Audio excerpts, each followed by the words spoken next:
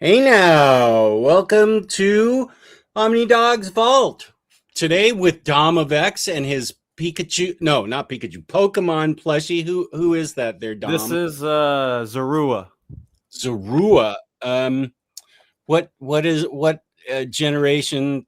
Are they like a ninth generation? No, they came. So I made the mistake of saying they were from a So I've never played Generation 5, but the original comes from Generation 5. So Pokemon Black and White, but I never played that generation. Mm. This specific Pokemon is actually from Generation 8 in a game called. Actually, I think I have it behind me.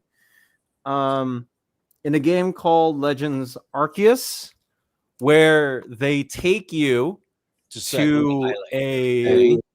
they take you to an ancient Sinnoh. It's a region called Hisui. And you pretty much learn about, hey, like this is the mythos of how Pokemon and humans got to, interact first. Nobody knew like what they were doing. They were worshiping gods that they didn't know about. And they ended up, you find out in the end of the story that the gods that they thought they were originally worshiping were something completely different. But anyways, that Pokemon's from that game. Okay. Uh, that that guy with a good mic, unknown. Yo, that's a sick Pokemon. Yeah, it is. A buddy of mine got this for me as a Christmas gift Mm. last year. So big shout out to him. He was my office friend. How So how many of those dudes do you have now? I think like at least 13. 13. Okay, that's a good number. You're a Yeah, they collector take up the other ones take up half of my bed. now. Awesome.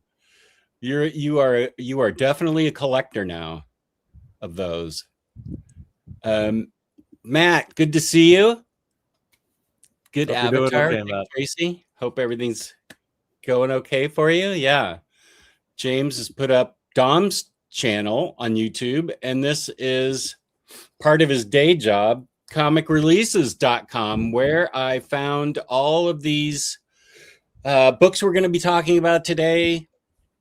I put all their Patreon, Discord, things like that in the description box. I need to put Dom's. Here, I'm starting a infamous note. Dom of X YouTube. Dom of X into chat. Not chat, description. Okay. That's why I have trouble figuring out what my notes are about because half the time I've written them improperly. So there's comic releases. Here's my Discord. Thank you, James.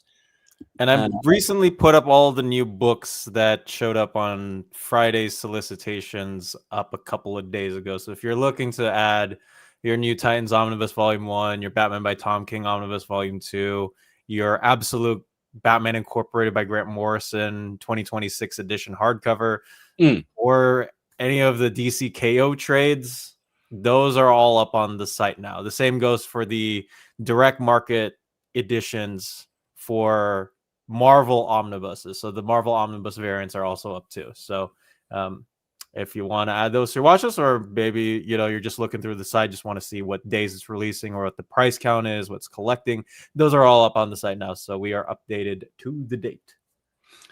Speaking of watch list, I just recently saw my Patreon bill for a whole $2 a month. What do I get? It's something about the watch list, right? I can create a watch list. Indeed, yeah, that's the biggest selling point.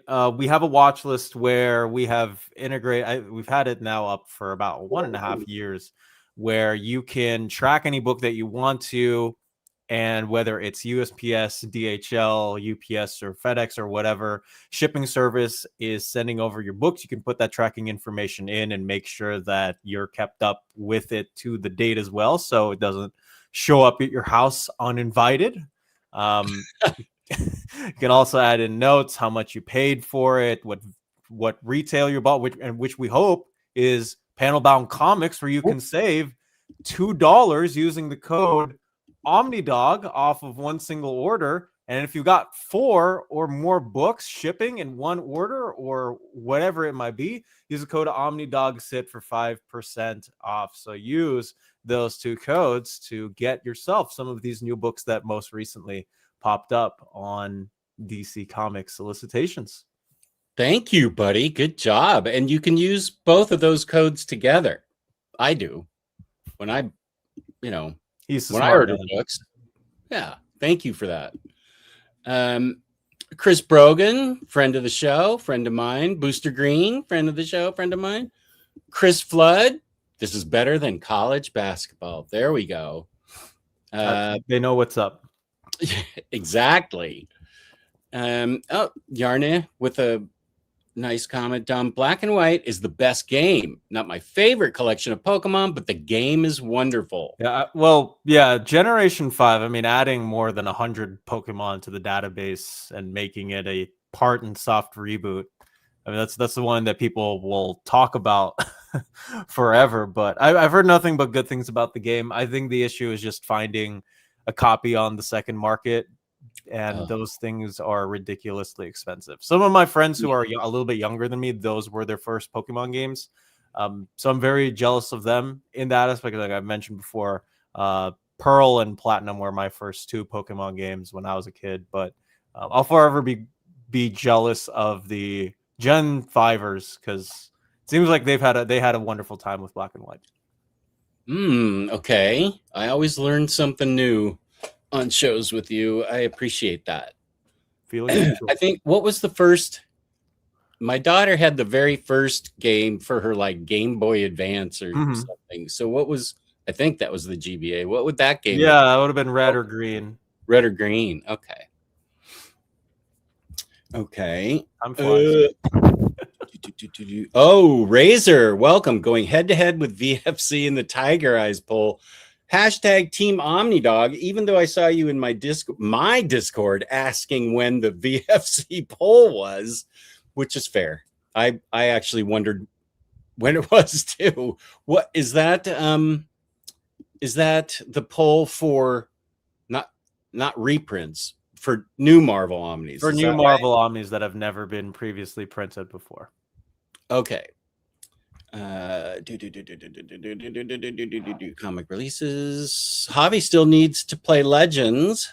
So fun. One of my favorite Pokemon games on the Switch for sure. Yarna referring to last night, we had an angry drunk, a admitting angry drunk, but I paid attention to him and everything was fine after I paid attention to him. Belgian Ellen's here. Nice. Welcome. I have this problem too, not with YouTube, but just life in general. I have so many books to read, but YouTube lures me in. Yeah. It's funny you mentioned that, Chris Flood, because I just finished a research paper last night on the effects of instant digital communication and replacing that with the former emails, like slow messaging and whatnot. Like, is text better for somebody's life as a member of a team, a member of a workforce? If you're a manager with subordinates, is that better than previous communications? And I found out in 6 different studies that the results for people switching emails with instant messaging were overwhelmingly negative. Oh, because of constant notifications. I found out that there's a mental switch that the body has to turn on. If you're, say, relaxing and just watching television, you're off work hours, your boss goes, "Hey man, could you finish this thing up?" Sends you a text. You then have to go, "Oh my gosh, I have to go from the couch to back into work mode." And that takes a toll on the body, and not in a good way. So fascinating stuff. I actually had a lot of fun writing that research report. Wow. That makes total sense. It's like you're almost never getting time off from your job. You're like always on the clock. Right. It's they name it workplace exhaustion fatigue in the study. And they went through phone calls, text messaging, and emails, and they found that both phone and text messaging whether it's from a colleague or whether it's from a manager, if they text you during those off hours, you are going to be horrendously affected by that message over time, which leads to erosion amongst your team members, leads to more negative feelings and annoyances, and it just overall leads to a not good state that your team does not want to be in. So I had a lot of fun learning about that subject. Yeah, that's I guess it's not apropos for your downtime. So this is what affects a work person. Mm-hmm. And I can tell you, since junior management is in the workforce, she would agree with that 100%. Yeah, and it's funny too, because like I'm wondering with my boss over at Very Fine Condition, he has to deal with more stuff, quote unquote, off hours than they do on, and I'm wondering, well, how the heck is he continuing on with this lifestyle where he's technically forced to be on the clock 24/7? And on top of that, how has he not gotten run over by a truck mentally? I cannot imagine, with everything that I've learned from the studies, how he continues to operate day to day as a person. Even when I text him like, hey, could you do, I need this for the thing you sent me. I can't imagine what's going on with him. So more you learn. That's a good point, because I thought today I was going to text him something, and I thought, oh, he's getting ready for the Tiger Eyes poll. I don't want to bother him, and it's the middle of Sunday. Mm-hmm. He doesn't have like a 9 to 5 schedule or anything. I try to make sure I text him if it's personal stuff during his supposed. I don't have any work stuff to text him. So even if I'm referring to a comic book, I like to try and not fill his day up. Right. He must go through hundreds of texts a day. Yeah. Easily. Texts or emails. And the coolest thing I've also found too about the study was that it wasn't necessarily just even workplace related. Like there is also an effect if somebody messages you, like gives you a notification and say, hey, like, can we hang out, or what's up? Even like a simple greeting. Those also have effects on the recipient of that message, no matter if it's workplace related or not. And I don't know. I just found the studies fascinating. And like one of the things too, like it was an experiment group where they conducted 10 individuals of one team, removed their phones from a complete workday, and they found out that the next day they actually ended up being in a much better and calmer spot than not having a phone. I could have told you that without doing a study. Right. I legit hate my phone. If I'm not looking for it half the time because the damn thing's always set down somewhere, I do hate it. I liked it. I mean, I am that age where not only am I wishing for the old days, but I'm cranky too. So I'm always saying, why can't this thing just be back up on the wall? And if people got a hold of me, they did. And if not, they didn't. And I don't even, have a 9 to 5 job. So I can't imagine that. Yeah, that's got to be exhausting, like you said. Yeah. And the conclusion that I actually just like came to on the study, because, you're technically supposed to find something in the 5+ research papers or peer-reviewed studies or whatever that you're looking at and say, like, this is what I learned from those studies. This is the conclusion I'm making. I've found out that like the two best things apparently to do in these instances, this is just my findings. Don't be available 24/7. Have team norms where they expect you to respond at a reasonable time without it necessarily being immediate. And also, don't try to stray away from being close to, I need to get this out in an instant. Like the instant gratification of you getting a text back from someone isn't necessarily the best thing on planet Earth. And that's what I found overall in my findings. And this is the last place that I expected to talk about. Like it's digital communication, but I think that it hasn't, like, being connected together has not been as seamless as those tech companies have made it seem to be. Yeah, it's just another avenue for ad revenue. Yes. For them. And Kane is saying, nope, my hours 9 to 5. No work contact after 5. I am extremely firm on that. That's good. That's smart. That is smart. Likanoma. Okay, he's here. She and or he is here. Hello, I'm excited for DC Finest, A Death in the Family, end of April. Also including Batman the Cult. Yes. How is it? How's Batman the Cult? Is it a DC Finest? It's going to be placed in that specific DC Finest. Oh, in Death in the Family. Yeah. Okay. I just ran across my original copies from, it feels like the late 80s. Yeah, late 80s, 88. Okay. 88. Okay. Where is Webhead? At a hot dog eating contest? He is at a family event, and which might have a hot dog eating contest. Is that right? Wait a sec. I thought that sounded kind of familiar. Oh wait. It doesn't say that specifically, but it does sound funny. Nice. So Belgian Ellen has a cat named Aurora. Oh, that's so cute. That is. She's hoping to see Lily. It's super nice today, so we have the front door open. If she comes to the back door, I will definitely disconnect the mic and walk over there. We'll get her in one way or the other. That paper sounds exciting. Yeah, it really does. It sounds really interesting. I had to rewrite the funny thing, Likonima.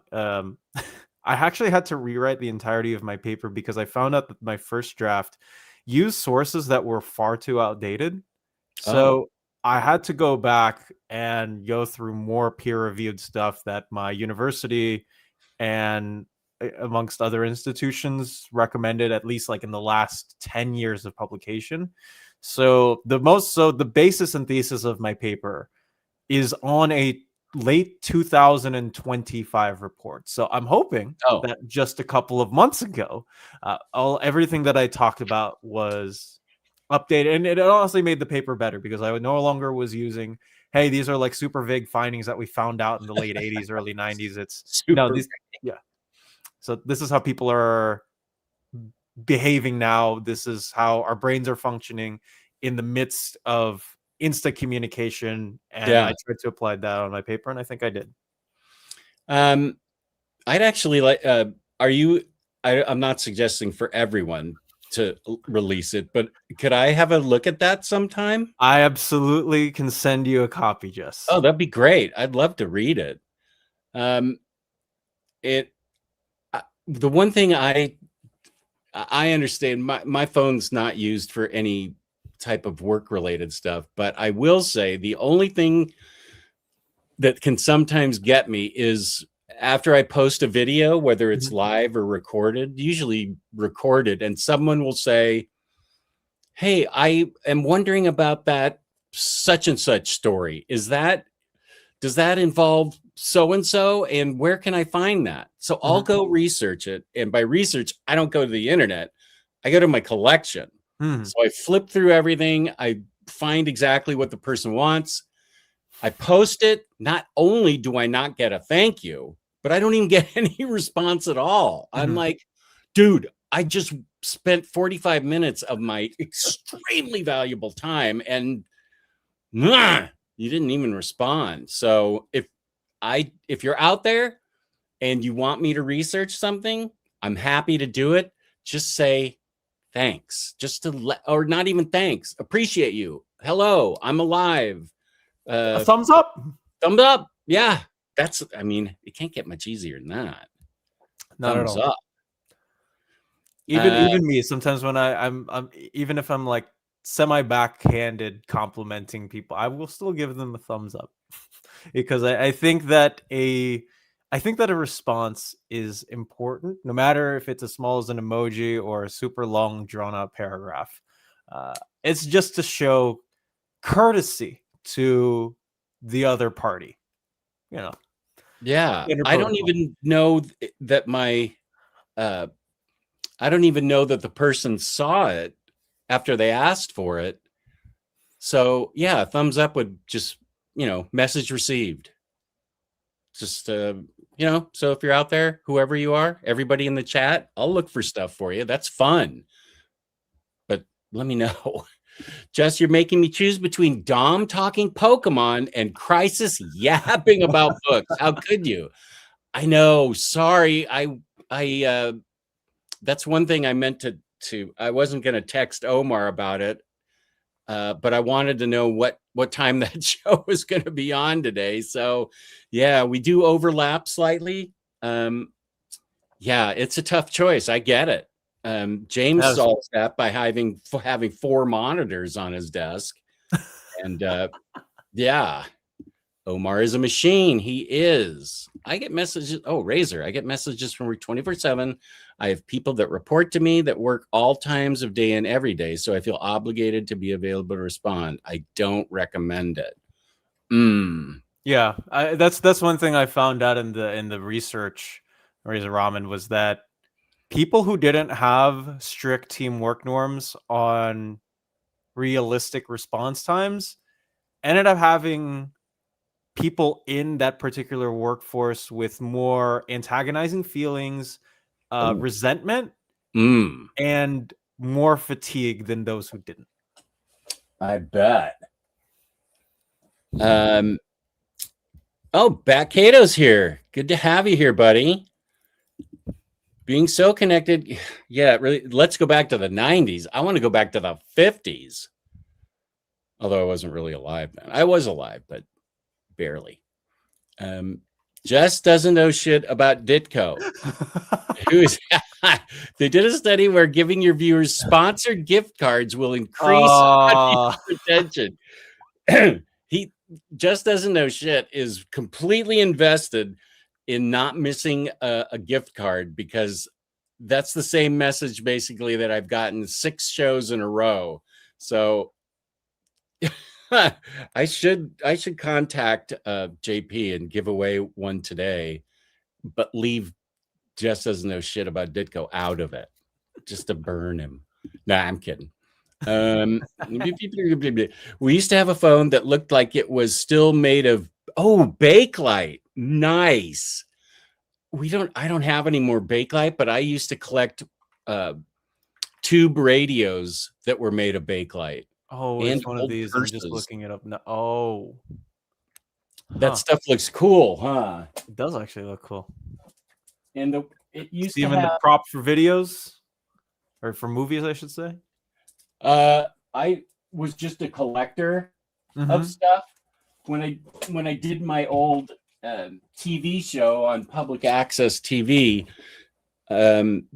This is how my collection really exploded, because every guest that I would have on, I'd be like, oh, that seems cool. I should start collecting that. So I ended up with a lot of tube radios, and I had them all repaired so that they worked fine. Back in the 90s, there were still, a lot of radio stations, so I could actually just turn one on and I'd get cool radio, or just radio in general. And I didn't collect perfume bottles. I did have one woman on who collected perfume bottles, but I did like 35 shows. That's what got me started on collecting cereal boxes. And I didn't collect lunch boxes, but I bought several of them for fun. And my daughter might be watching today, so I won't say what I got, but it might be that she's getting something like that for her birthday. For reasons I'll tell everybody afterwards. Sometimes she watches, so and Bakelite purses, those are really cool, but they're super fragile. And the way you tell Bakelite from fake light is that if you take your finger and rub it down the side of the Bakelite, it needs to smell like formaldehyde. If it doesn't, then it's fake light. I like that if it doesn't have the F in it, then that means it's fake. Yeah. I feel like I coined that, but I also think that it was probably coined 70 years ago. That's okay. Creative Commons attribution, Jess. They'll make it work. Nice. Thank you. Good. I feel better already. Dom, if you talk about it, we will listen, right? I don't know about that, but I appreciate it. Interesting guy. My phone is only for weather report, sports scores, and to pay bills. That seems healthy. I like there's like a to-do list too. That's actually really smart. What's the weather? Let's look at sports. Oh, here's my money. We should not be as connected as we are. Our brains are too overstimulated and should not be seeing what we see. Boy, you're right about that. That's again not an incorrect finding in what I was looking at yesterday. It legitimately does. I feel bad for the people that they did surveys and studies on, because it just seemed like everybody who didn't have any good regulation on their instant communication uses ended up being a lot more stressed than they typically were. I will never pin it out on anybody, and at the same time, maybe it's made me a little bit too conscious about not bothering other people too. Because there's also the part of like, man, what if somebody's having a bad day? I don't want to, I don't want to attack or add any more on. So, although people that have bad days always like it if you check in on them. Also true. So just say, hey, how you doing? Here's the work assignment after they answer. I'm fine. Okay, good. Now you can do this work. No, I'm kidding.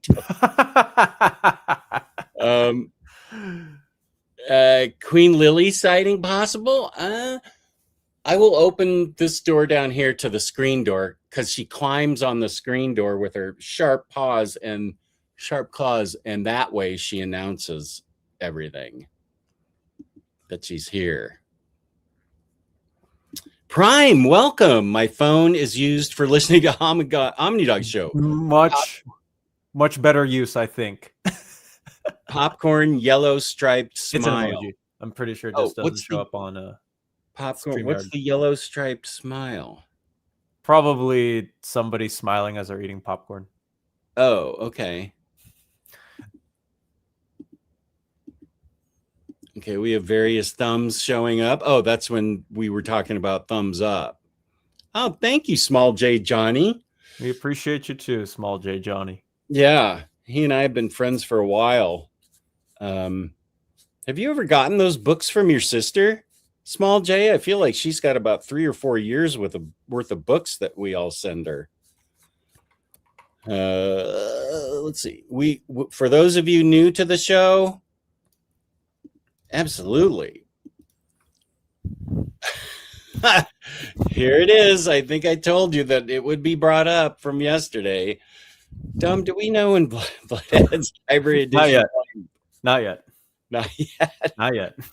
Bloodhead, heck yeah. Hey, happy Sunday, Jesse Say What? Good to have you here. Oh, gosh, I haven't seen this movie for 40 years. There's a beautiful bakelite phone in the movie Now Voyager, and it looks huge. Could also be because Betty Davis holding it. She was pretty tiny, I think. Matt, Jess, your video streams are always informative, entertaining, but best of all is your kindness. Oh, thank you. And care that comes through in all you do, my brother. All of us in chat are lucky to have you. That is really sweet of you, Matt. Thank you so much. It goes right back to you and everyone in the chat that you guys help me as much as I help you. So I appreciate you guys as well. Elon, I'm living off Pop-Tarts this month. It's stacked for me. Is this the signal for me to break into the Pop-Tarts that I got while upper management was away at her girlfriend's for the past 5 days?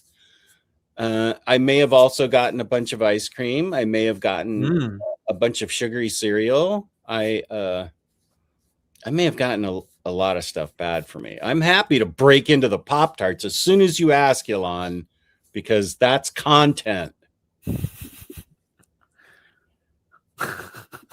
All basic food groups are wrapped in a processed pastry. Did you know that Leo Bakeland, the inventor of Bakelite, was not only Belgian, but also from the city of Ghent? I did not. Please tell us more. How did he invent it? James, can you link that article that she's talking about? Even though since she's from Belgium, she knows it by heart, probably. I'd like to read up on him. Elon, are you just fake fruit filling and icing now? You are what you eat. What up, Hogwash? And Pity Ma. Nice to see you. Always good to see you.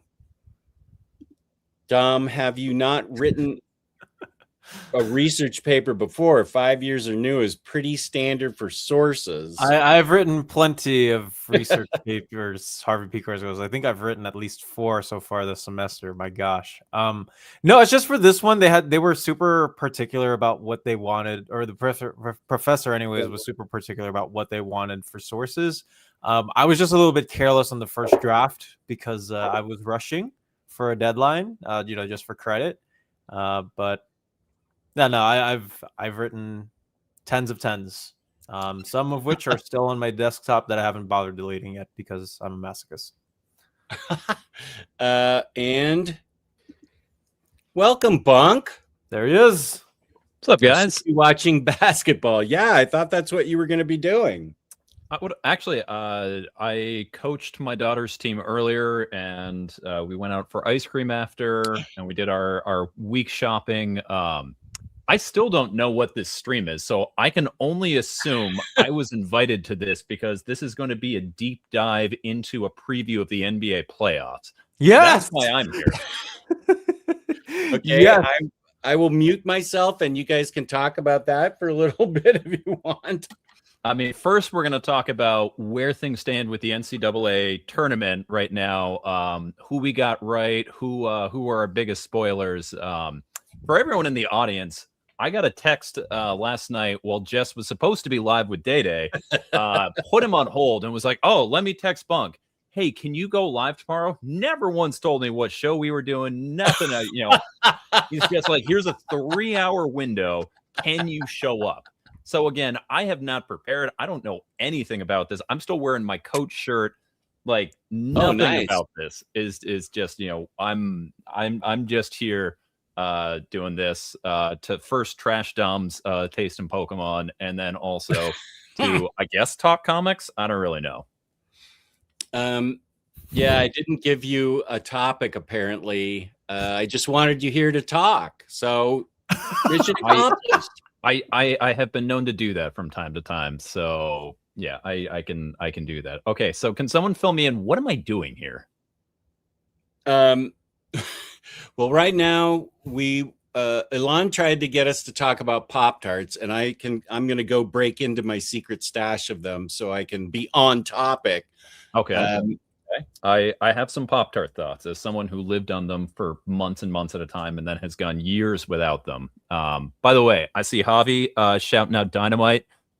I cannot disagree there. Like that is, and I'm so jealous that you got to see Will Ospreay. Every time I have gone, and I have gone multiple times over the last few years, Ospreay is my favorite. I walk all winter with a Will Ospreay Bruv scarf. He is never there. I think he's ducking me, and I'm very upset by it. So I'm so jealous that you got to go. Now that he's back and healthy, I keep going to AEW tickets and just looking to see the next date that they're going to be because I'm worried he's going to get injured before I get a chance to see him again. But him and Kenny coming back right now, I'm just crossing my fingers I'll get to go see. But hell yeah, man. I'm glad you got to go. I've never had a Pop-Tart before in my life. This does not shock me, Dom. Now, can I ask you though? Sure. If you were to have a Pop, like you know what a Pop-Tart is, right? Like I do know what a Pop-Tart is. Okay. My friends have eaten. They Right. eat them like candy. Well, I wanted to make sure. I didn't want to assume knowledge that wasn't there. I want to make sure we're on the same page. Describe to me well, I know. I'm still here. It's just Okay. that my camera is weird. Go ahead. Okay. First off, is there a particular lab that Pop-Tarts could do that would get you to eat it? And second, is there a flavor that you think, like a flavor combo, like if they came out apple juice to Pop-Tart, that would get you and you'd be locked in and you'd be like, all right, I got to try that. The closest that I have ever gotten is the original strawberry Pop-Tart flavor. That Frosted or unfrosted? Frosted. Good point. Okay. But the reason I never have is because I'm very, very not great at trying out new foods that are distant to me. I'll say distant. If they were to ever do a collaboration, I'm changing my. have they? They've never done. Oh man, see, like the only things that sweet that I like, which isn't many. I like sour gummy worms. Those are the only candies I eat. Okay. So you would go for like a sour. I don't think, to the best of my knowledge, I don't know that they've ever like gone into the sour category. I don't think they ever have either. Okay. Now what about like a Pokemon collab? Because I'm pretty sure a few years ago, like they did a collab with Pokemon, and it was like Pokeballs, and they had like imprinted on there. I think I've seen those before, and I don't think I was in it. At that point, I was still on my like weird. I don't want to admit that I'm a Pokemon fan phase because I'm trying to grow out of it. I remember seeing those. I never bothered trying. Okay, but now let's say that they do it in the lead up to Waves and Winds, and they put your boy Gekwa, aka Sobble, but make it different. Are you grabbing a box of those? Yeah, and you know what's even better? I will be here on Saturday with Jess to do a live taste test. Okay, For that. all right. When's this? By the way, Next year. James is saying we did have sour green apple Jolly Rancher Pop-Tarts. So breaking news here. We have That actually sounds like something I would love to eat. Too bad.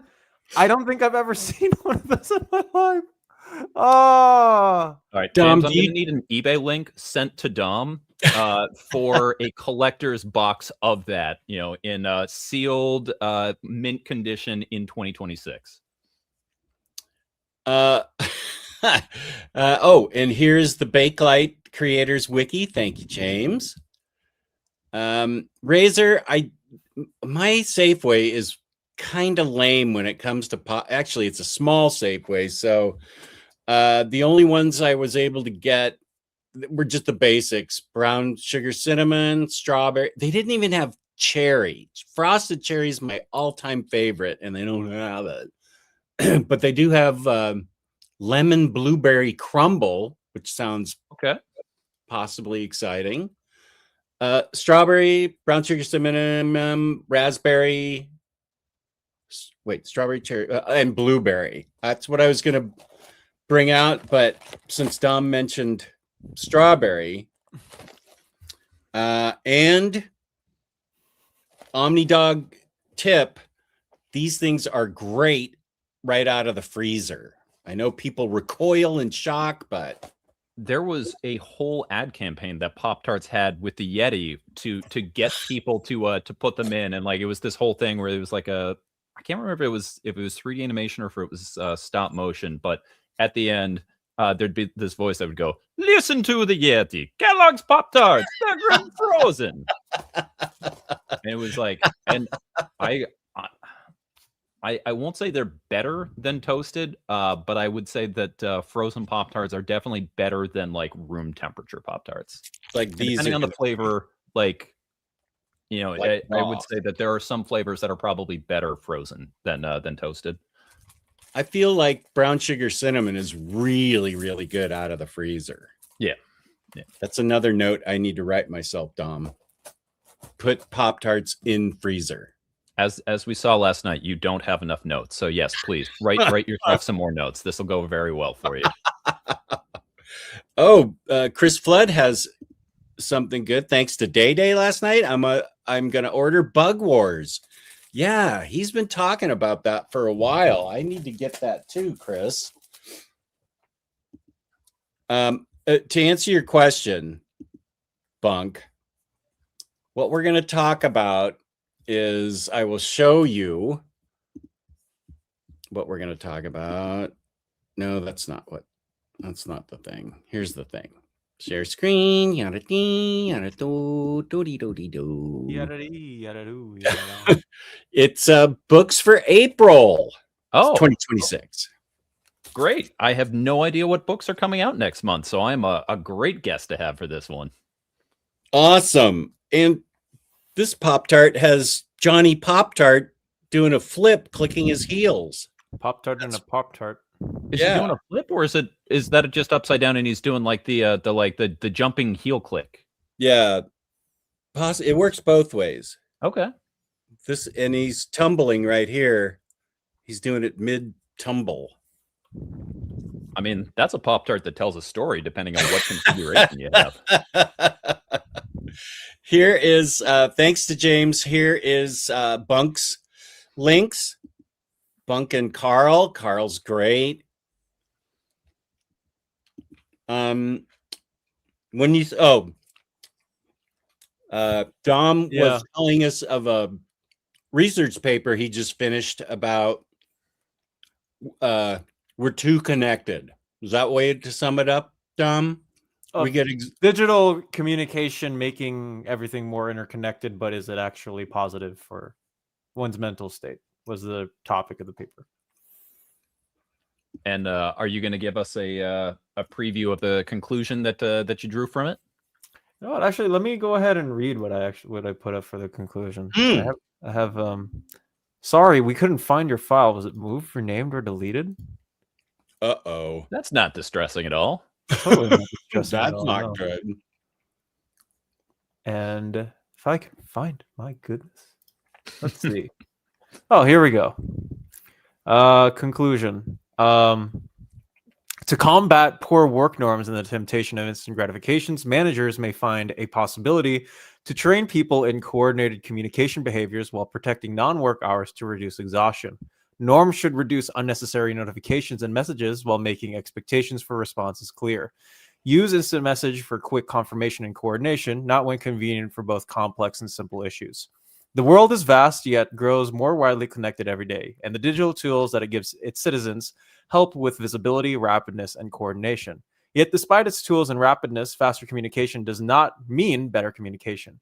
The strongest teams are not the ones that are running 24/7, and the strongest team members are not the ones who are available at every hour of the day, but they are the ones who sustainably make sure that all of their norms have been fulfilled and completed.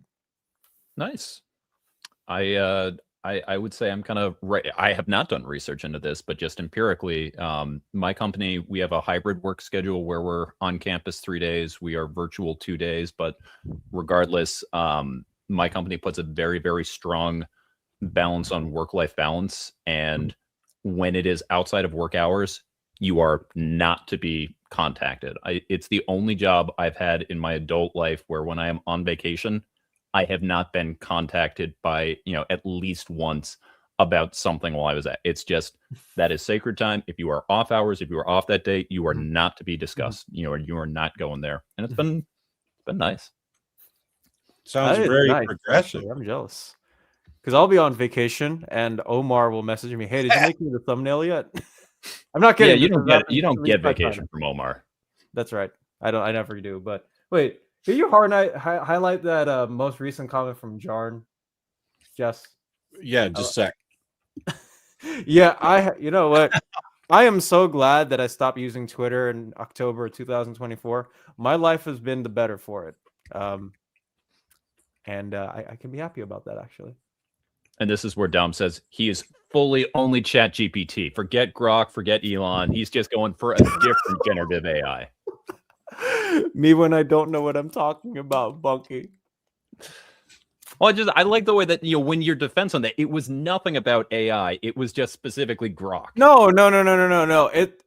It's funny because every single time I go on Instagram, I will always get reels recommended to me from my friends on people shooting down Grok, or like Grok versus stupid people trying to take advantage of it or whatever. I was just like, you know what? Let me finally have no. I don't use AI. I have that was the defense I was looking what I Yes. was expecting when I know. the one we got was just no, forget Listen, that, man. Grok. I oddly went on the defense of adding books on Friday, so I want to be as eccentric as possible to keep people moving. But no, I don't use AI. Day was I don't know if you were still in the stream, but Day was super complimentary to your Friday performance. He was talking about how you were on a different level and you were just cracking him up with your Friday performance. On Very Fine Conditions show. Oh. Yeah, Well, you were particularly funny that day when we were talking about DC solicitations. Mm-hmm. Yeah, you were he was right. You were definitely funny that day. You had a lot of funny stuff to say, so it was a good compliment. No, I'm heartened. I'm delighted by Day, and I'm honestly really grateful that Omar has made me. It feels like the leader of the DC portion of the channel, and that's something that I never thought would happen. Even years ago when I was just watching him casually, but here I am. I'm blessed. Indeed. It's good you know that. That's great. Love that Green Ranger mug, Bunk. Okay, wait, Absolutely. Okay. It's my favorite. I made a pot of afternoon coffee before coming down here. I'm fortunately out, and I will probably be looking for a time when Dom, you and Jess start getting in a topic I know nothing about, that I just go ahead and go up and refill. Here's this Pop-Tarts face. I will see that in my nightmares. The whole box is celebrating my favorite bowl game, the Pop-Tarts Bowl, where they stick have you watched that, Bunk? Is that the one where it's like in the end zone? There's like they have there's some kind of like dunk thing that goes on. That's a college bowl game, right? Yeah. It's super fun because they have mascots running around as various flavored Pop-Tarts. I forget how they do the poll, but one of them wins, and they get put into a big giant toaster. I don't think it's in the end zone. I think it's somewhere off on the sideline, but they go into the toaster, and out the bottom comes a gigantic, huge toasted Pop-Tart for the teams after the game. And that's awesome. Because, right after you have just put everything you've got on the field and you have just, really gone for it, the first thing that you are looking for right then is just a Pop-Tart. Just, give me that hot jam. Jam hot? Right. Space Jam? NBA Jam? We actually watched Space Jam for the first time for my son, second time for my daughter on Thursday, I think. I've adopted the Monstars anthem as the unofficial theme for my team. If I hit 'em high, hit 'em high, hit 'em high, and you hit 'em low, hit 'em low, hit 'em low. Which, by the way, Busta Rhymes, Coolio, LL Cool J, like all of those were on the like that is a crazy lineup for there. And so both of my kids knew the song. My daughter hadn't seen it for a while, so we rewatched that. That movie still hits. Awesome. I have never seen it, but I assume it's awesome. It's Michael Jordan hanging out with Looney Tunes and a villainish Danny DeVito. Like it's everything you want. It's the 90s on a plate. Bill Murray's in it. Larry Bird is in it. Yes, sir. What Bugs Bunny is in it? Yeah, absolutely. It's the introduction of Lola Bunny in her original form.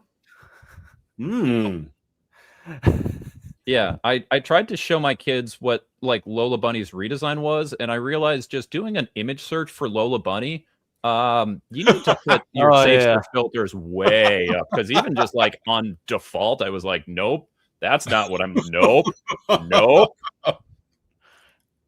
Sounds about right. Yeah, they redesigned her after that movie, and apparently the internet never quite got over that original format and ran with it a little bit, shall we? It's the same reason you can't really Google Gardevoir without those safe search on, or Skyla, or Vaporeon or Lopunny. Yeah, Megalopunny did not help anything there. Oh, it did not. I know. Yeah.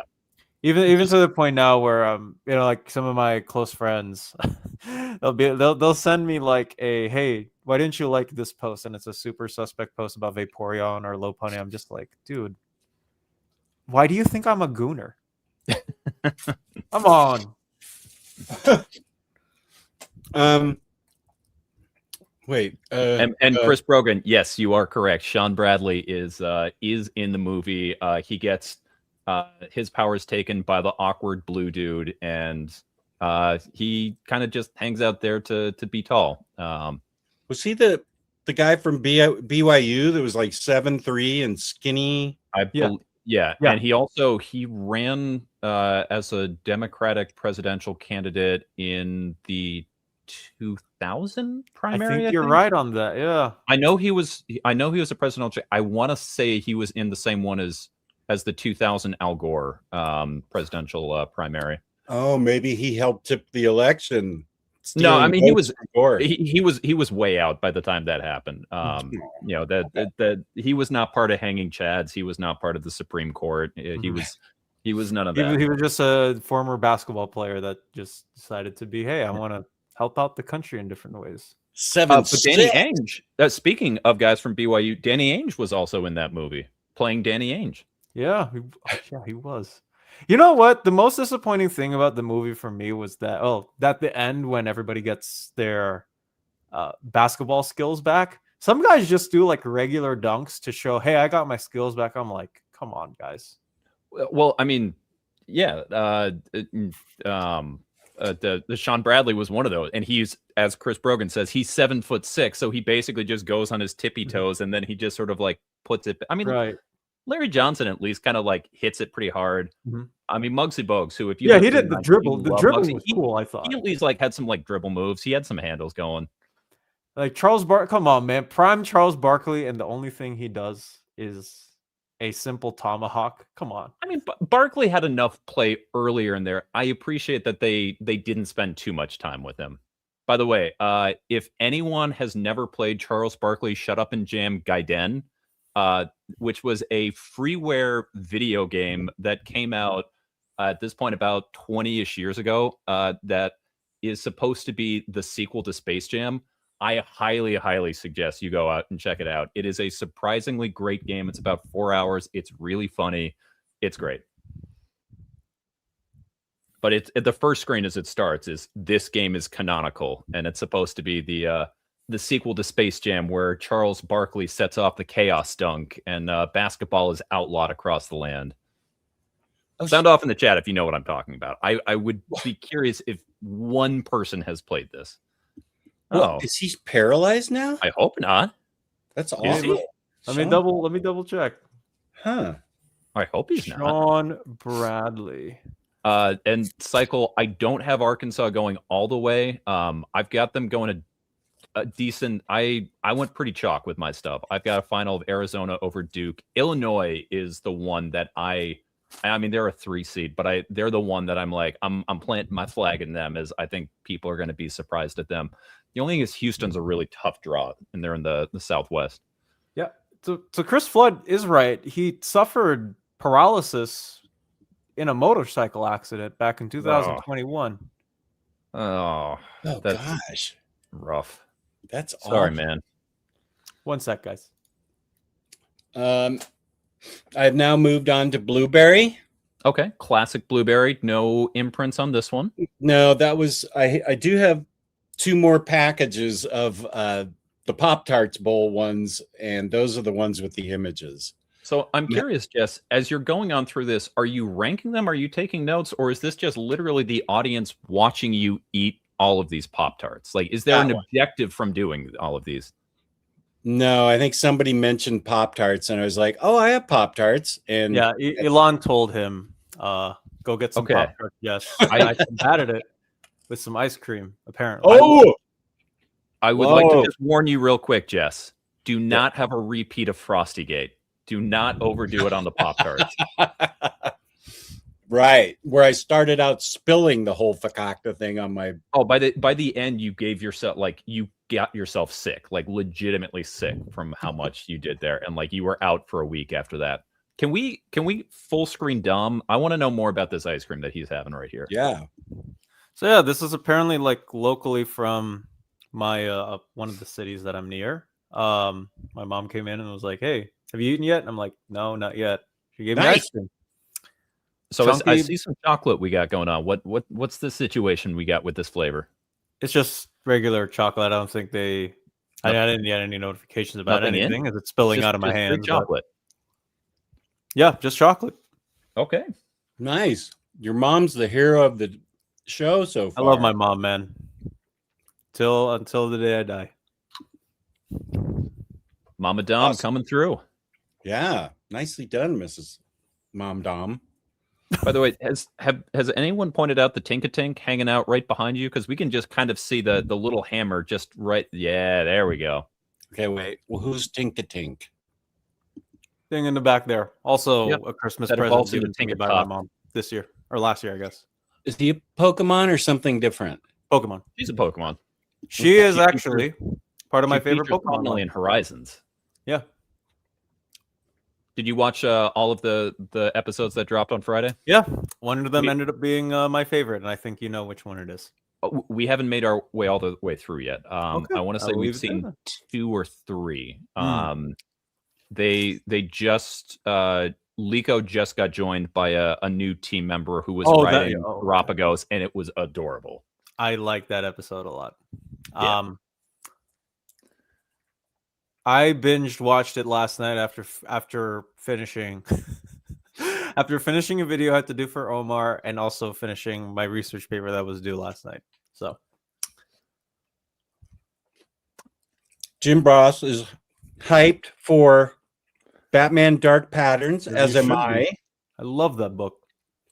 I have not. I keep waiting to read that, and it keeps getting pushed back. I have a signed copy from when I met Dan Waters, and I can't open it up because I'm like, I want to go in completely fresh on this, and they keep pushing it back, and so I'm very excited to check that out because I've heard nothing but great things, including from my co-host Carl, who was pulling it month to month, and he was like, it was like the one book he had over me, and he was just like, yeah, it's great, you'll love it whenever you get to read it.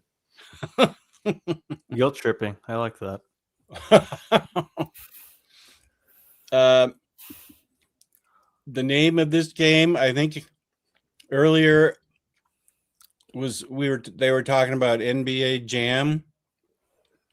So I don't know what the name of the game was. It wasn't basketball. We were just having fun, I think. Bunk, what was the name of the game that we were having a game? That was Charles the game. Barkley. Charles Barkley, Shut Up and Jam Gaiden. Again, it was a fan-made free RPG that was very silly. It actually did use some of the assets from NBA Jam. So there's a flashback where you see Charles Barkley setting off the Chaos Dunk, and it's just in NBA Jam, and then they add extra effects on it. It's great. Oh, okay. James, for once you are actually not correct. It is not Barkley Shut Up and Jam. That was a Super Nintendo very bad game, basketball game. I have it. I love it. It's not good. It's Shut Up and Jam Gaiden. Big difference. Oh, this is a dessert stream? Yeah, I'm about to make an ice cream cone for myself. Nice, Javi. But like I said, we after the basketball game, we went out to a local ice cream place, and I got a mix of dark coffee or dark roast coffee and tiramisu, and it was very nice. Ooh, that sounds Shout out awesome. Mitchell's. If I know Cycle knows Mitchell's. Oh yeah, Cycle does. I bet he does know Mitchell's. How usually I can't have tiramisu anymore out in real life because it tastes too rummy. Mm-hmm. But what did the ice cream taste like? Was it like a hint of rum or Honestly, more I would say custardy, chocolatey? It was definitely, it had actual ladyfinger bits in there. It was stronger on like the espresso that went with it. It was not even like a rum raisin where you get sort of like the hint of that. I did not detect any rum with it, and it went great with the dark roast coffee. Yeah. Good job saying using the rum raisin reference. I ate a lot of that in college, and I need to acquaint myself with it.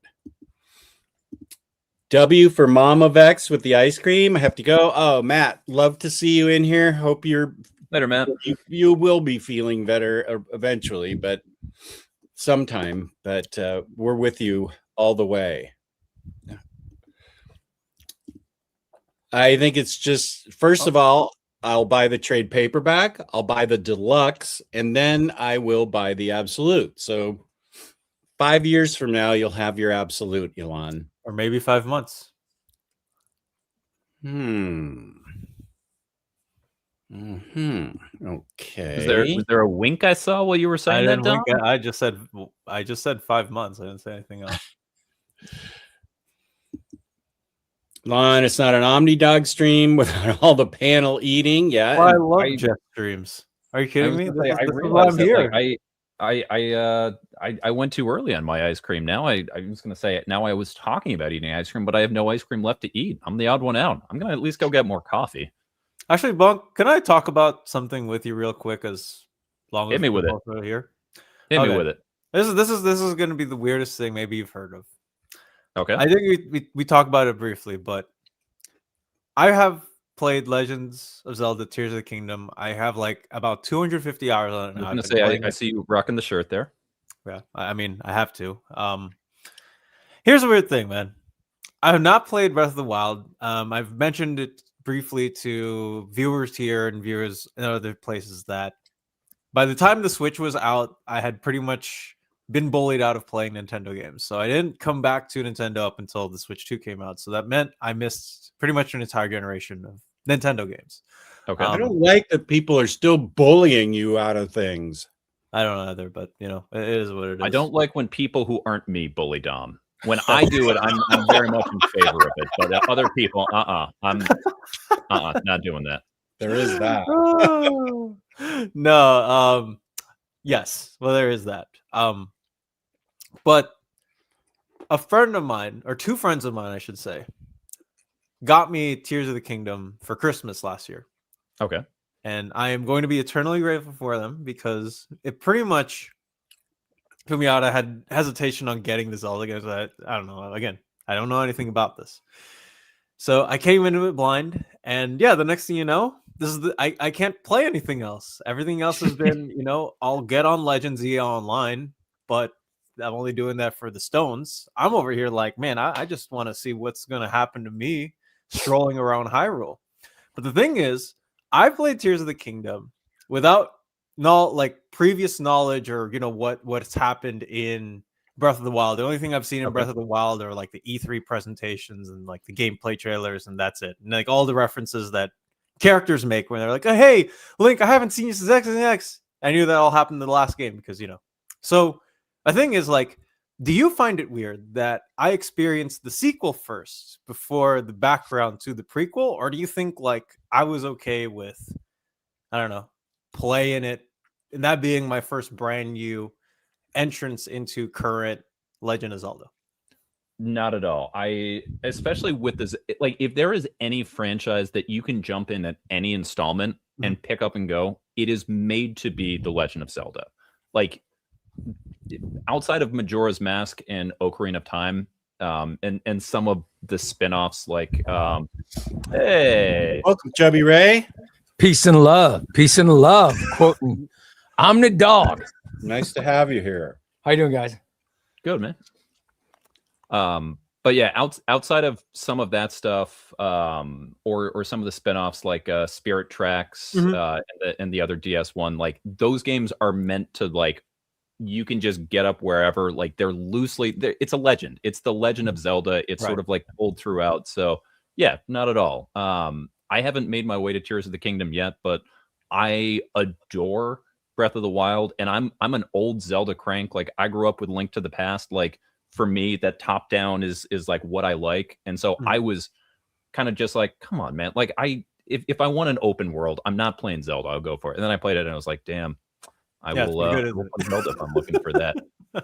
Not to seem like you're chasing me away, Chubby Ray, but I was about to go get some more coffee until Dom told me to stop. So, gentlemen, I will be right back. Sure. Good to have you, Ray. So, how is the What's going on, guys? How are you? How is the stream? Oh, I'm really geeking out, Omnidog. I'm geeking out, brother. It's twice a year. Twice a year is Christmas for me. And that's when the Marvel and DC, new omnibus pull happens. I love it. I love it. Crisis doesn't breathe. It's amazing. And he never says or Yeah, it's amazing the way his brain works. I'm so impressed by that. I don't know him that well. But my God, his brain is so impressive. I was really enjoying it. They were up to the Spider-Man, so I'm like, okay, I gotta go. My wife came home from my wife came home and she said, I thought you were doing. I said, I'm watching this and I was supposed to wait. She goes, get on there. So I jumped on. So you can thank my wife for having me stop. That's watching. not a perfect segue, Jess, to get into the most anticipated bookies. Love it. Thank you. Bookies? We placing some bets now? Oh shoot. We're getting some anticipated bookies. We got to get Cycle on this. You know, it's crazy. I have gotten $150 free in betting money, and I cashed out with all $150. Very happy that I never got in. Smart. Wait, what now? You bet on something? No. I got $150 free, right? They're like, hey, this is free money. You can use it on the betting machines or whatever. Oh. I cashed out. I never bet on anything. Smart. Really smart. That's what I did with my scratch off tickets for Christmas. I won $75. I cashed it out and took upper management to lunch with it. Nice. Yeah, my friends didn't do that. They lost, I think, a cumulative like $8,000. You know how many omnis that is? $8,000? $8,000. Where was this? Was it a casino? My fantasy football league 4.5 years ago. They lost $8,000 in your fantasy. They lost $8,000 cumulatively. All 11 of them. I was the only one who cashed out. Crazy. Whoa. I used to gamble. I used to sports gamble quite a bit. But then in my weight loss journey, it got to the point where my body just was having trouble losing it on its own. So they gave me some Manjaro. Oh, and I started taking Manjaro shots, right? This is after I'd already lost like 200 pounds. I started taking Manjaro, right? Yeah. And I stopped gambling, which is insane. It took away that urge? I don't know. It's weird. It took away. I don't know if you guys ever used it because you guys are pretty in shape, but I don't know if you guys have ever used it, but if you do a GLP-1, it takes away. I mean, I'm still buying omnibuses like a mad dog, but it takes away your addictions. I know that sounds weird, but trust me, I stopped gambling after the Manjaro. Have they done any research into it stops I know someone who is an alcoholic. This honestly got true story. This guy I work out with, he used to drink. He never called himself an alcoholic when he was doing it, but now that he's off it, he says, I think I was an alcoholic. He drank vodka every night, right? And then he started doing a shot, and now he stopped. And I sports gambled every night. Then I started doing Manjaro, and I stopped. So I think the GLP-1s have some kind of, I think there's something in there that helps you stop addictive behavior. So, which is great, It's amazing. So I highly recommend them. Originally as like a diabetes drug, and then people saw the effects it had on weight loss, and then it moved to that. And Chubby Ray, you're gonna come out like as a spokesperson for like combating the ills of society. It's like this is just gonna be like a fix your brain thing. I'm telling you, I was 600 pounds, or I was almost 600 pounds at one point. I was 600 pounds. I started working out, right? And I lost a bunch of weight, but I stopped losing it. I was having trouble. You hit plateaus and you stop losing it. And I went on this really long plateau, and I'm like, I'm working out every day. I'm doing everything I'm supposed to. why am I not losing weight? And they gave me Manjaro. And I noticed when I started taking it, I started losing weight again. But like I said, a lot of addictive qualities that I had started going away with the Manjaro. Now I'm still addicted to buying collected editions. And that's okay, because that's where we need your money. Yes. So, but I did stop the sports gambling, you know.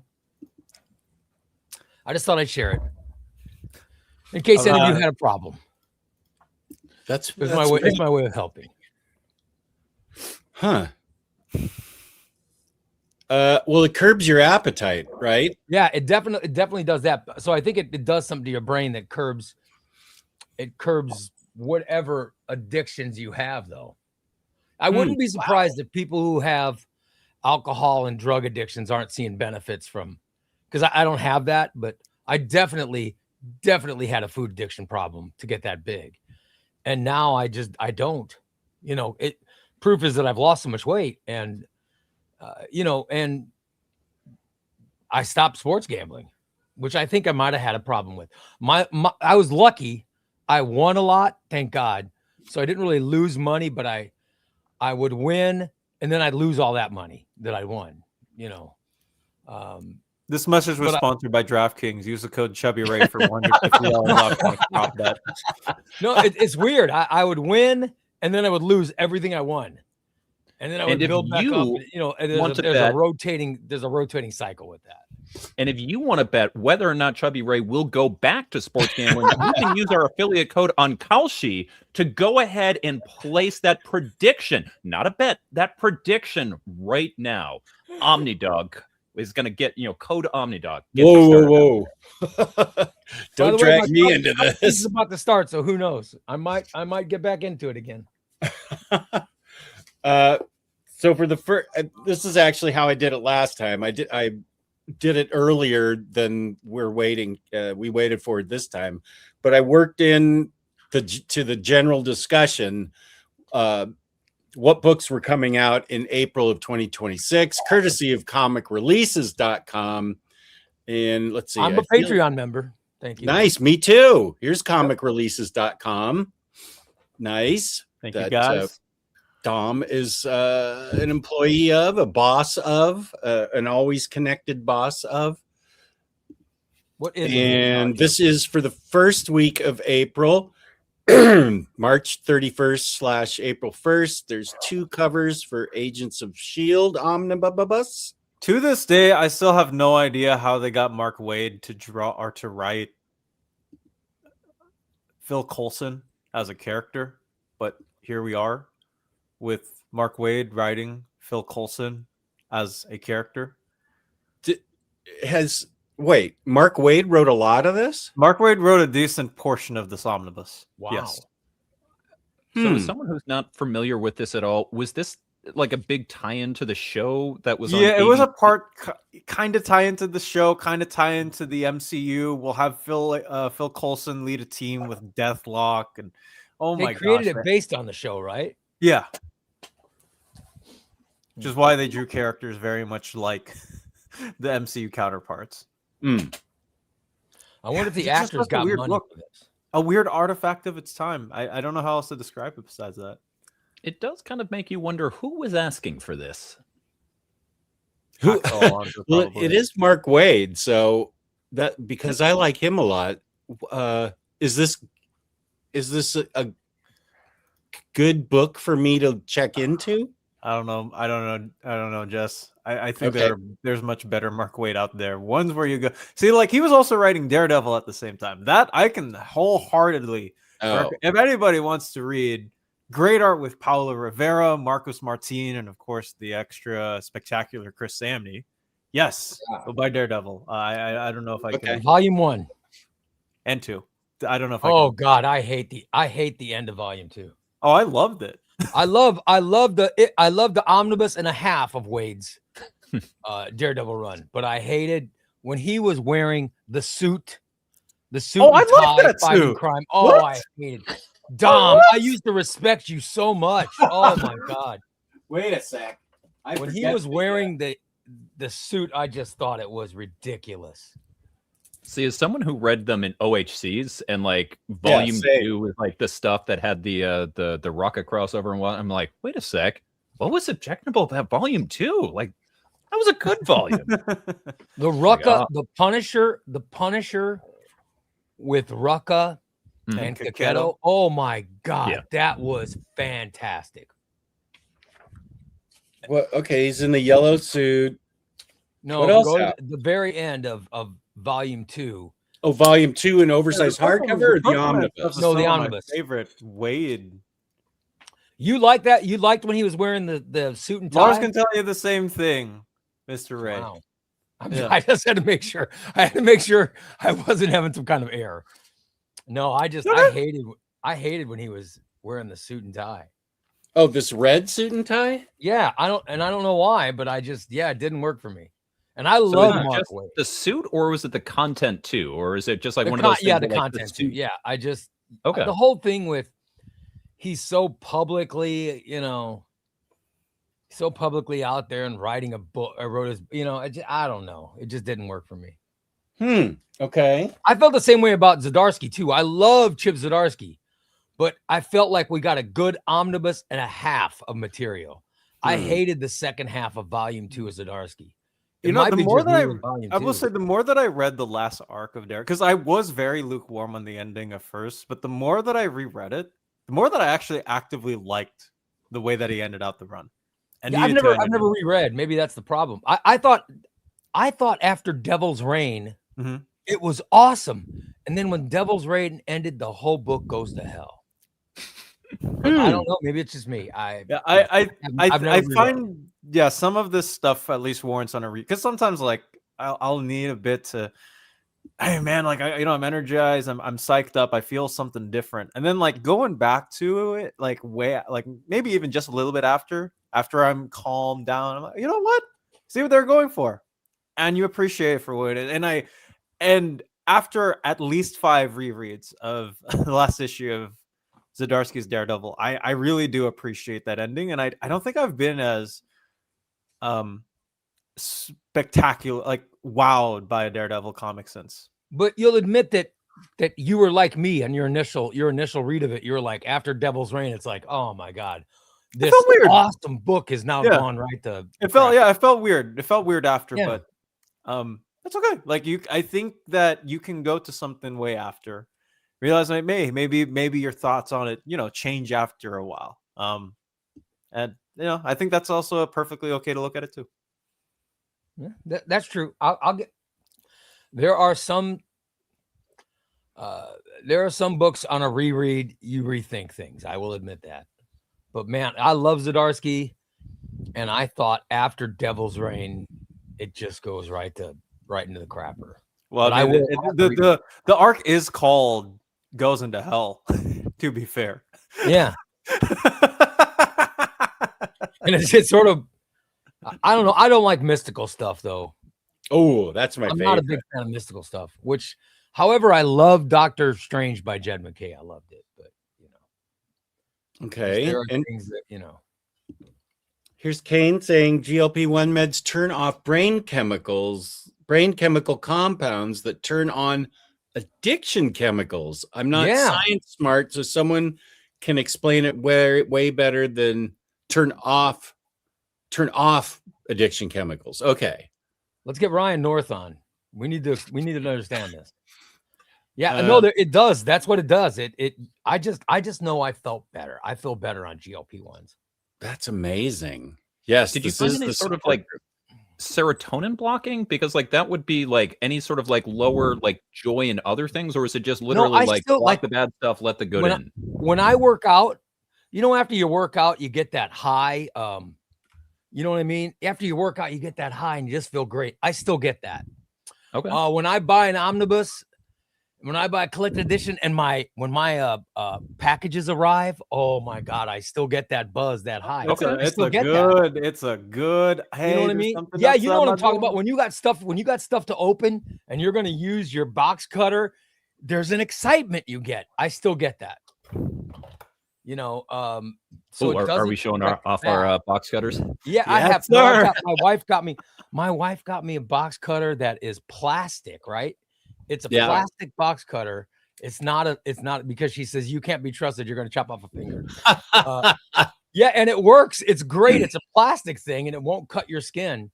But I love it. Oh, it's when a I get to plastic use blade? my box cutter, I'm so excited. It's a plastic blade. Yeah, it's a little plastic blade and this Huh. little clip thing, and you hit the button and the blade comes out, and then it opens boxes just fine. All right, before we go on, there's been enough workout talk. Ray, I gotta hear about what's your workout routine. You say you're working out every day. Are we talking cardio? We talking lifting? We talking mixing? I weighed. This is such a personal thing, but I'll go through it. I weighed almost 600 pounds in 2019, and I was a radio talk show host, and I sat down and ate like a maniac, and I started work. My doctor said I was talking about, man, what am I gonna do when I'm 70 years old? My doctor said, let me be honest with you. If you see 60, it's gonna be a miracle. And it changed my life. And then I started working out every single day.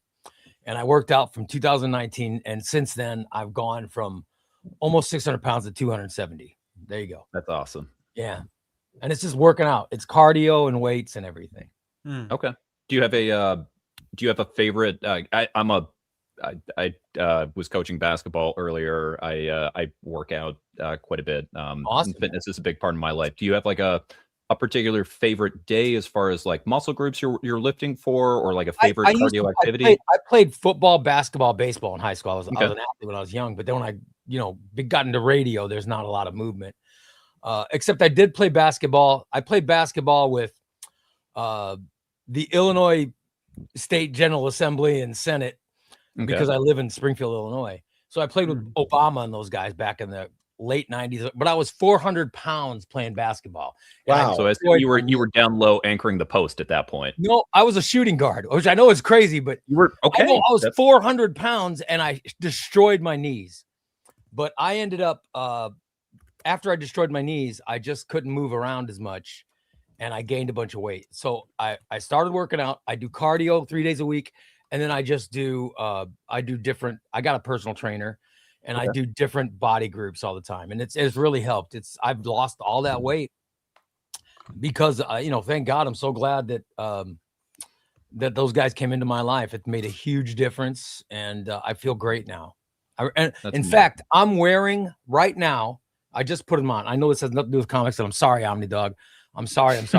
About what? Well, I don't mean to hijack the show. But no, this is an Omnidog stream. We don't talk about this topic. I'm just working the topic in while you talk. It's fine. No, I'm wearing today. This is kind of cool. I'm wearing the same waist size that I wore in high school. Wow. I'm in my 50s. That deserves a wrap. I'm in my 50s and I'm wearing the same waist size that I wore in high school. That's pretty impressive. That is amazing. I'm impressed myself. So yeah. Yeah, seriously. Yep. So there you go. Someone was detected at your front door. Okay, that's my daughter. Hello. Avengers, this is the first week in April. Absolute Vision. People want that in Omni. They want this in Omni? They want that in Omni. Yeah. This particular Avengers run with Absolute just everything Stern Avengers and Omni. Oh. I'll have it. I'll take it in both Epic and Omni. Dang, because I have a sickness. I cannot wait for this Epic collection. You need a triple dose of Wegovy. Yeah, that's what I need. Double dipping. I got to up my Manjaro because of my comic sickness. Yeah. Okay, so wait, is this Dark Dan Pattern stuff? And yeah, never mind. That's not. I thought that was the last week in March. But it's also the first week. Okay, yeah. I apologize. Yes, so it's the last week in March, which is also the first week in April as far as comic books are concerned. New 52, Batman Beyond. So that's the Jurgens run, right? No, that's the Adam Beechin. This is the Adam Beechin run that relaunched Batman Beyond in 2010. This is This is pretty much all of New 52. Okay. Okay, but even Kane's not getting it because she says, as much as I love Batman Beyond, I will be skipping this. The only issues I'm missing are Return of the Joker comic version. I have the uncut movie, so I'm good. I But see. as a Batman Beyond fan, would you recommend this book to other people, even though you're not getting it? I know you love Batman Beyond. It's got Dustin Gwynn art. I always will buy any Batman that has Dustin Gwynn art in it. So I didn't realize that Dustin Wen was on this one. Yeah. I didn't either. Someone was Is he? This isn't watercolors, Dustin Wen, right? This is like the original, like Mhm. okay, yeah. Correct. Derek Dom, Fridolfs is inking him. Now, let Okay. me ask you, is there something wrong with me? Yes. I don't. I If don't you're on have the stream, Batman the answer is Beyond. yeah. No background needed. I've never had Batman Beyond. Uh-huh. I've never collected Spider-Man, Doom, Fantastic Four, Ghost 29. Rider 2099. Sure. I don't even read Future State. Mhm. For some reason, I have a problem with these types of books. However, I love the Legion of Superheroes, my favorite comic of all time. Right. So I I would- don't. I've never. I I would have su- no desire to get this. I don't know why. I would suggest before reading any of the comics, give a shot to the original Batman Beyond animated Yes. series. Oh, I First saw. off, I liked it. I liked it. I love Yeah. the series. Yeah, and I love the movie. It was Return of There's the a- Joker is one of, along with Love Mask of the Phantasm, I think those are probably the two best of the DCAU films that are going out. I really like the adaptation of New Frontier as well, but I think Return of the Joker and Mask of the Phantasm are the two best. But yeah, Terry I'm a McGinnis has Latino a guy. soft I spot in like my Terry. heart.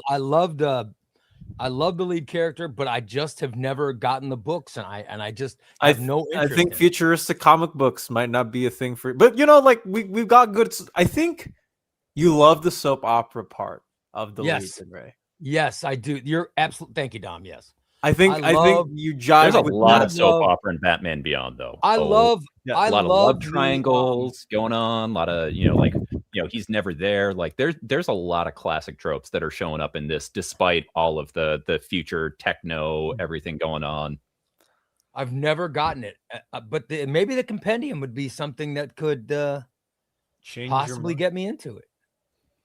I do love. You're right. I loved Legion Lad and Saturn Girl and their marriage and Brainy 5, Chameleon Boy. yes, I love the soap opera parts of it. It was great. Yeah.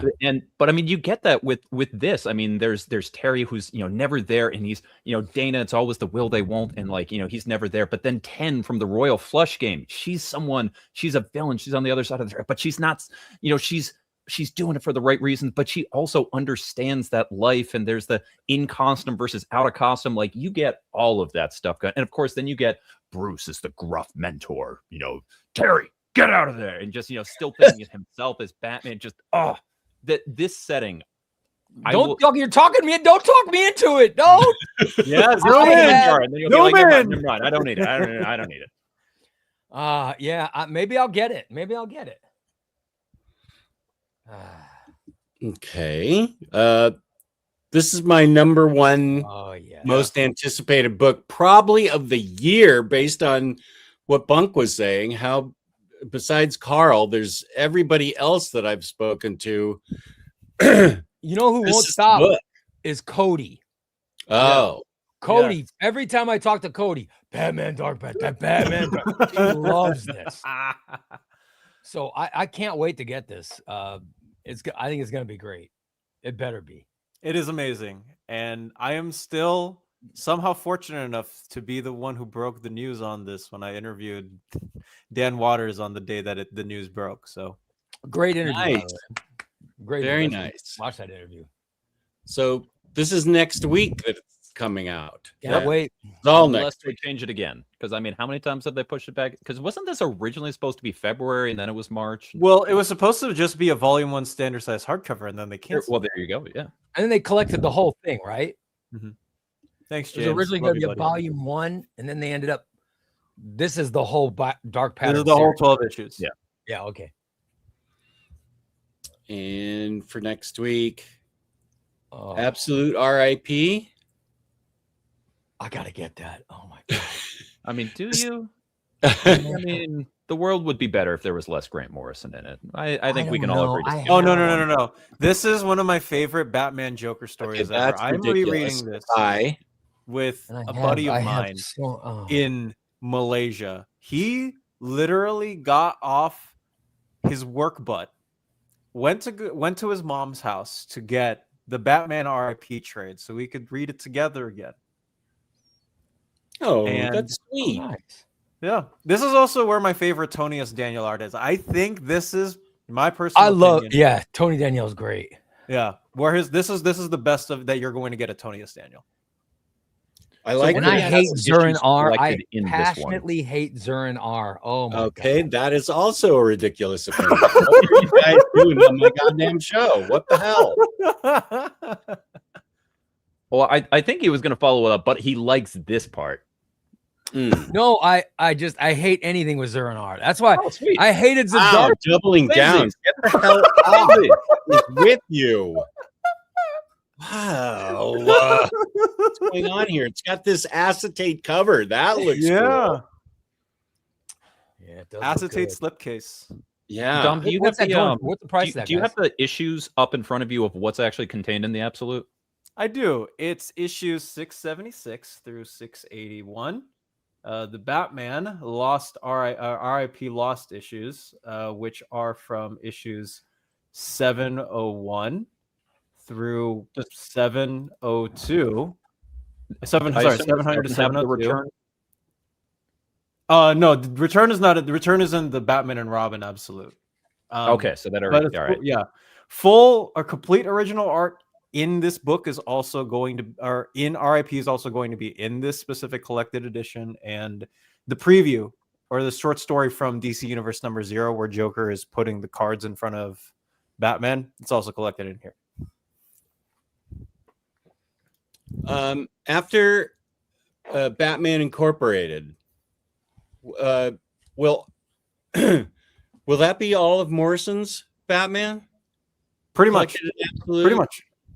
So it's from the beginning and end. There's like 7 absolutes. You got Batman and Son, RIP, Batman and Robin, Batman Incorporated, Someone was detected at your front door. And Return of Bruce Wayne. which is in Batman and Robin. Yeah. Oh yeah. Again, for anyone who's listening and they think, boy, that's a lot of absolutes, you can just save your money and just move on with your life and be very happy for it. I wish I could. You don't know how much I wish I could. Wow. How much is it going for, Dom? This is $125. Oh God. Okay, that's not bad. I mean, for what the sort of current slate of absolutes has been, and that's a Yeah. decent chunk. That's Oh, in sorry, there. 100. This is $100. Oh, Just okay. 100. I Okay. gotta get it. Oh, I gotta get You it. gotta get it That's- now. Yeah, that's This is $100. even a Morrison hater like me. Like that's pretty legit. It'll What- look good next to my other absolutes, right? You've infected Day Day too. What the hell? What? Yeah, there you go. That's my boy. Batman the Black Glove and Batman RIP. Yeah. Oh man, you know how much I would die for to see the soldiers. I will say We got I the did enjoy Shining Black Glove Knights. a lot. I love the island, all of them going off, the kind of like locker room mystery, like Batman being a detective. I do have a soft spot for Black Glove. Mm. It's good. And here's Golden Age of Darwin Batman, Cook art. volume 3. This So is great. I mean, like it says so much about Darwin that they can throw a Darwin image, which is obviously very much not golden, and it just looks so perfect there. I yeah. agree. Talk me into this, Jess. Oh, sorry, dude. You can buy it just for this cover. It's, Got Darwin art. You don't have any. You don't ripped have on the any front, golden but, age. you know. I plan on rebuy. That was my first culling video 5 or 6 years ago, because I had all these golden ages of Batman and Supes and some, I don't know, and Conan, and I just realized that I was just not vibing with them, and so I sold them. I want to get volume 1 of Superman and Batman Golden Age, because it shows, the real roots of the character and what the character was like at the very beginning, where they both kill people, which I always thought was interesting. But I mean, the Golden Age is fun, but it's not something that I'm going to return to necessarily. I could be wrong about this. I don't know, Dom's probably a better advocate for the Golden Age than I am at this point, because he's read a lot of it and really enjoyed it. I can definitely recommend volumes 1 for both Superman and Batman, though. I think everybody should have those to see the Golden Age Batman. I find fascinating just to see the evolution of the character from he doesn't really care if he's throwing the villains that he's facing in acid boxes or not, to telling Robin, listen, man, we got a code and we follow that code strictly. We won't butcher anybody if we're here. So to see Bruce going from just any pulp fiction hero from his inception into, maybe we can actually do something really cool with the character. I actually find that pretty fascinating, even if this is my least favorite of the Trinity, because I do prefer Wonder Woman and Superman over Golden Age Batman. But I do think that there is something fascinating in the, oh, wow, they're making Bruce something. This is really cool. That's my right. What's the word? That's my recommendation on it. I don't have any Golden Age, and I don't feel like I'm missing anything. No.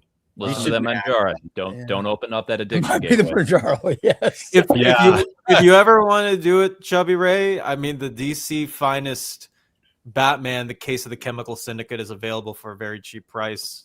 It's over 600 pages of, I think anyways, mostly somewhat fun. I'll put it there because I do have my issues with qualifier.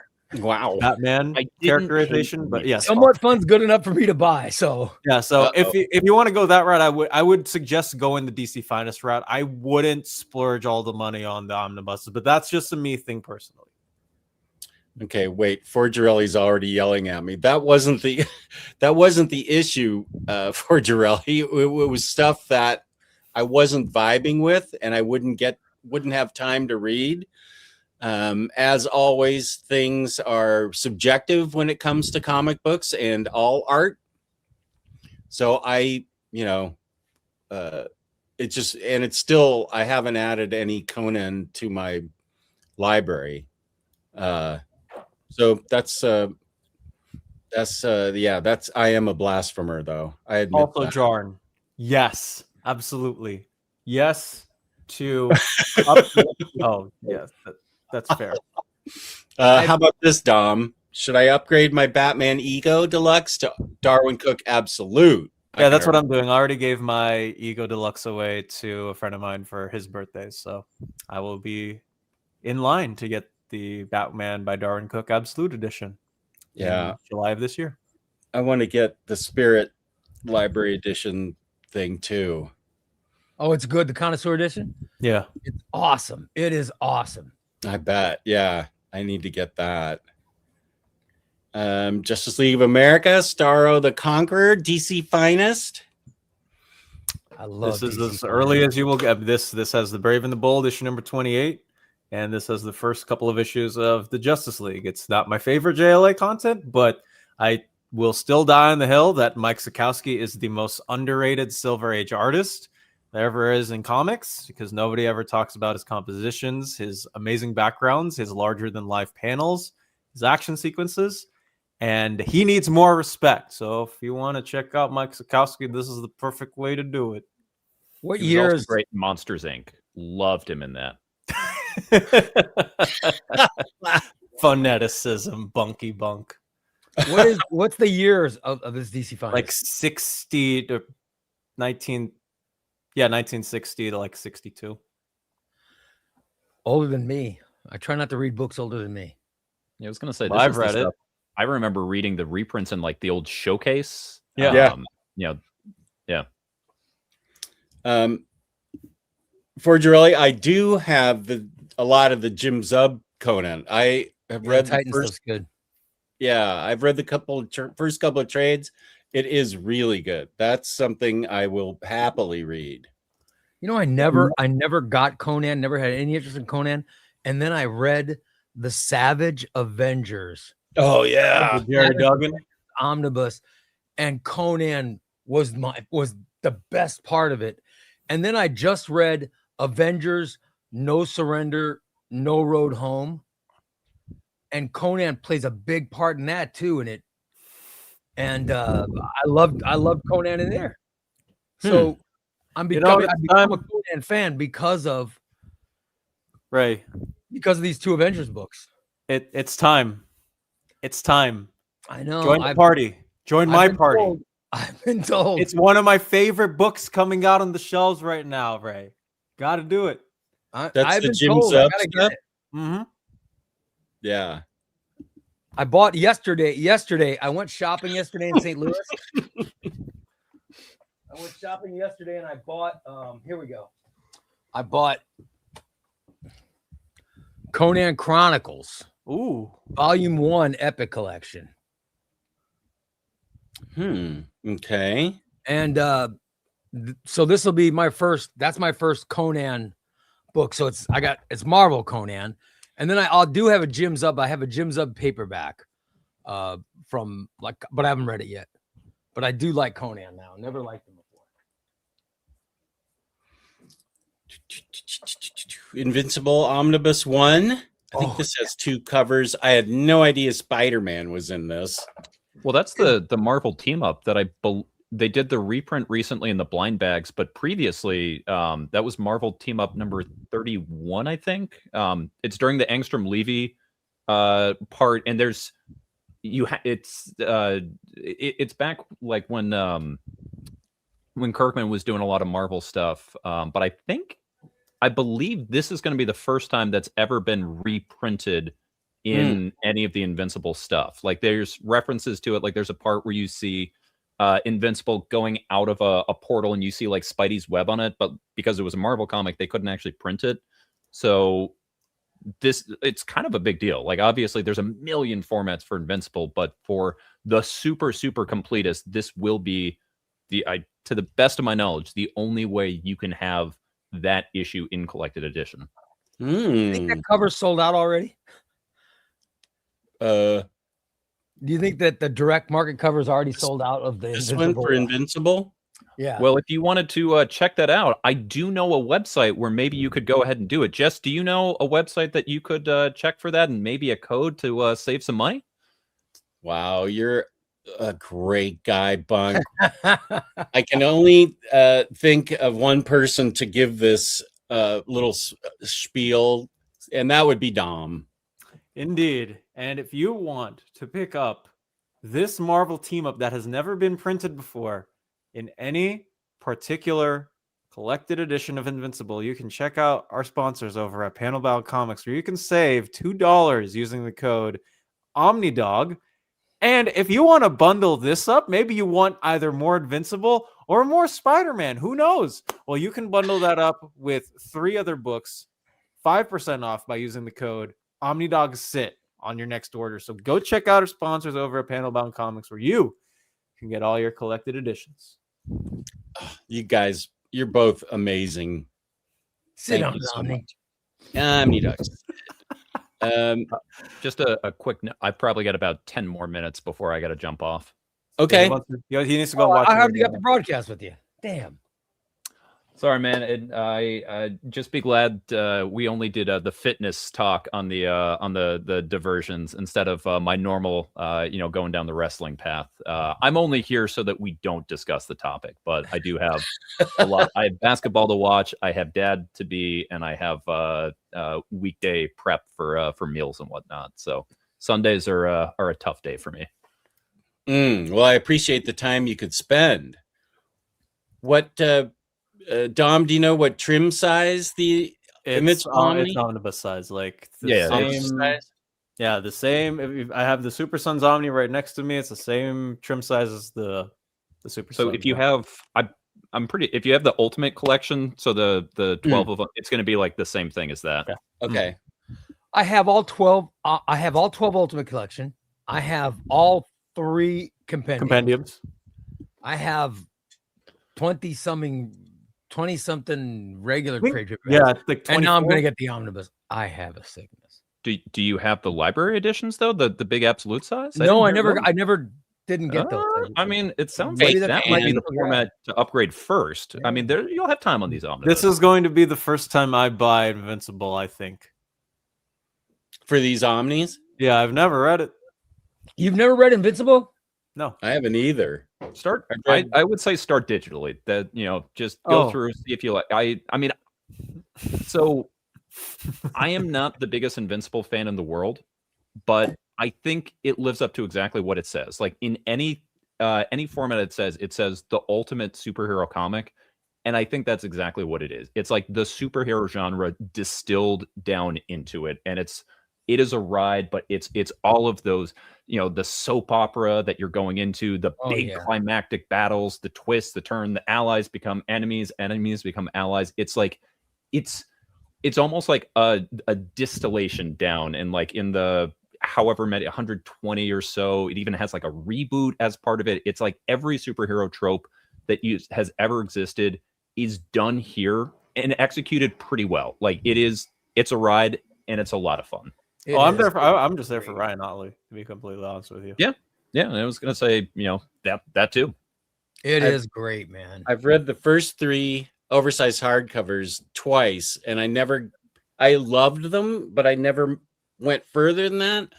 I'm hoping that I can read and finish it this summer. That's one of my summer goals, is to read this. I thought it was first time I read it, it blew my mind. I really Hmm. enjoyed it. Okay, or compendium hardcovers. Cool.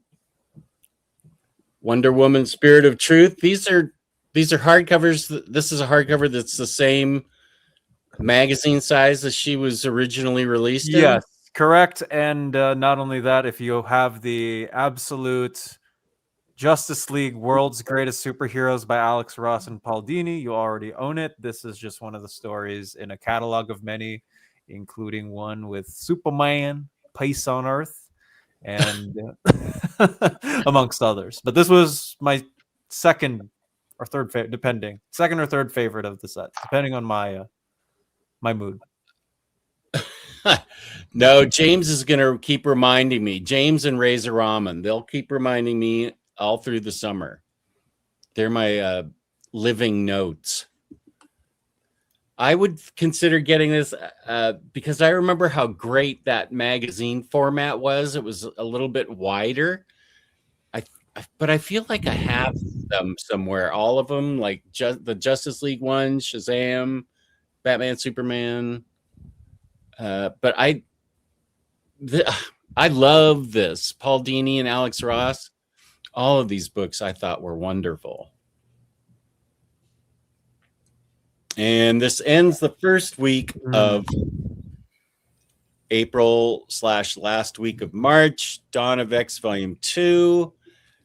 And that's what's her name? Kate Pride, I believe. Pride from the cover to issue 12 of Marauders.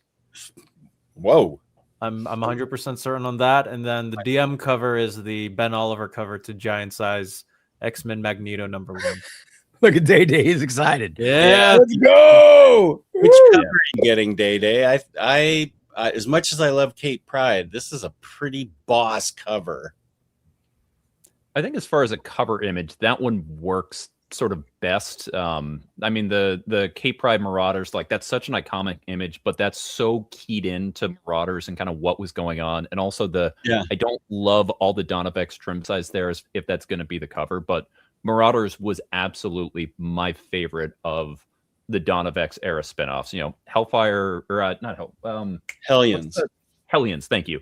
Hellions was a lot of fun, but for me, nothing was as good as Marauders. And Kate, going around and rounding everyone up. That was some good stuff. Yeah, I'm going to keep my trades of this, but I highly I just love. I've read half of Krakoa and I've loved it. That's another one. That's a goal of mine this year. Invincible and finish up Krakoa. So there it is for first week of April, and I can go through the second week because there's only like 4 books this week. For whatever reason, the super small week. I don't know why. Who decided whatever, but we ain't getting anything except for, I guess, the $175 reprint of the second installment of the omnibus line 5 years later. 175. Yoicks. Okay. Old Boy Deluxe Edition Volume 2. How'd this manga get in here? Or is it manhwa since it's Korean?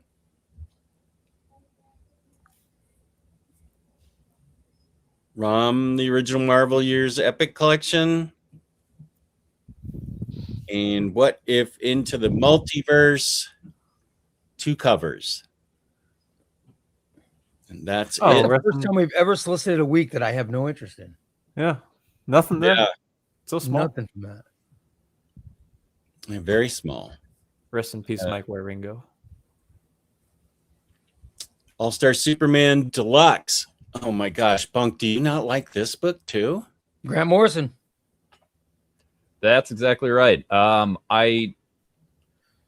I think this book is overrated for what it's at. And again, I say this as someone who is a renowned Morrison hater. It's got some really high highs. It's a lot of sort of forgettable stuff, like the Bizarro World stuff. For anyone who's read it, I appreciate what he was trying to do. It was not enjoyable to read. And that is the way I feel about most Morrison stuff. Like the one page of Superman going up to the girl on the the catwalk who's there.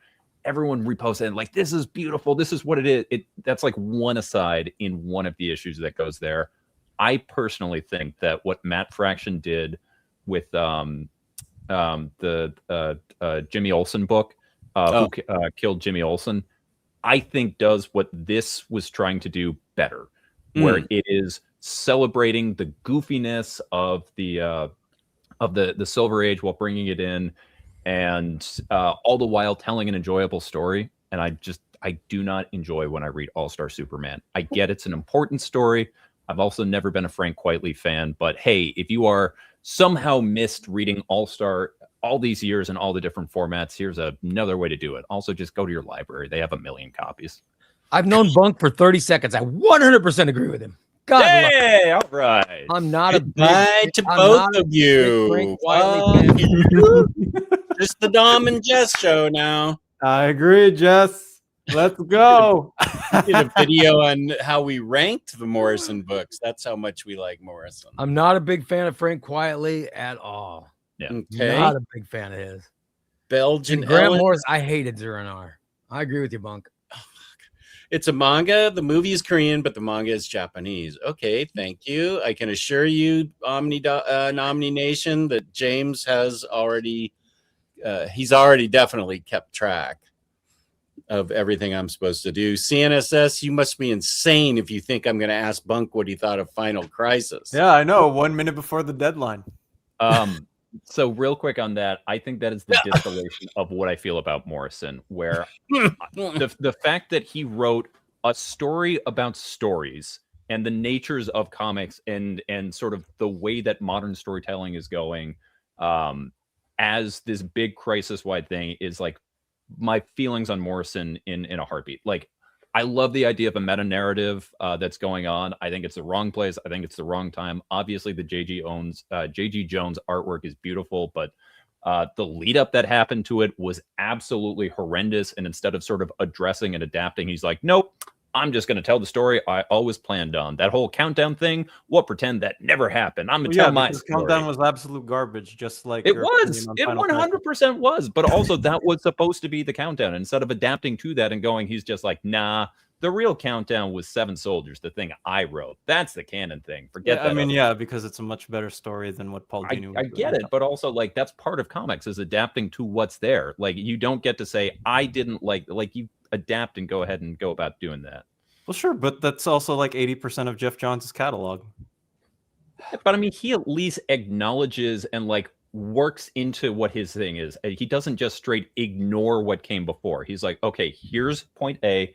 I want to get us to point C. I'm going to tell us a story about what, stopping at point B along the way and then going. By retroactively retconning what happened before point A.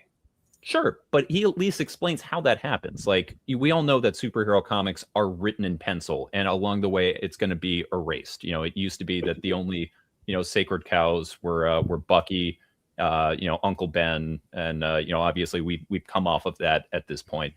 We know what they are, but at least tell us a story about going along the way. Unless you're doing like an Elseworlds where it's not, and just Morrison was just like, nah, that didn't reminds happen. me of the time when there was a person at my comic shop. He's in his like 60s. He was a veteran.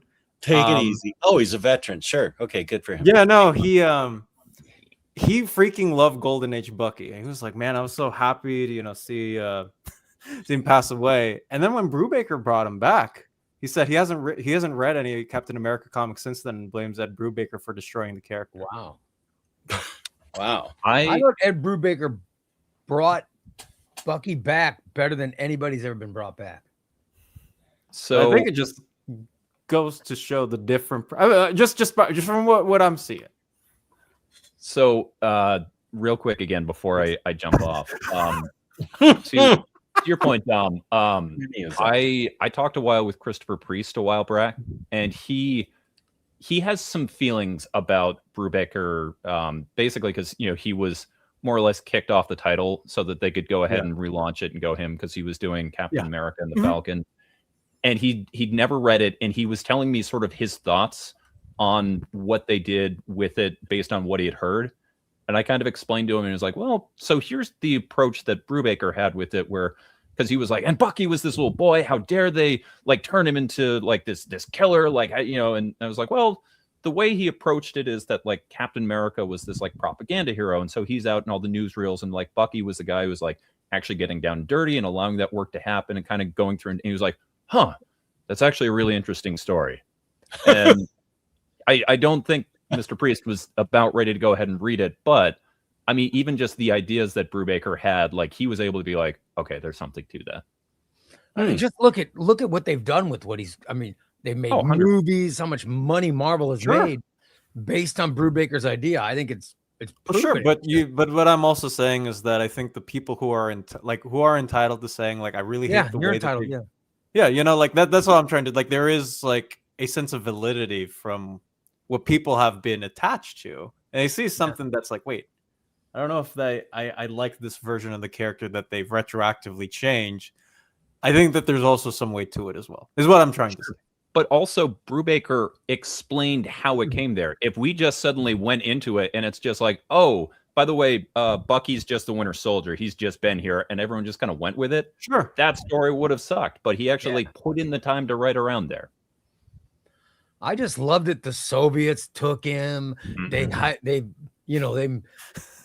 made enhancements to him. They turned him into an assassin. I just loved all that background he put into it. I thought bringing back Bucky was fantastic.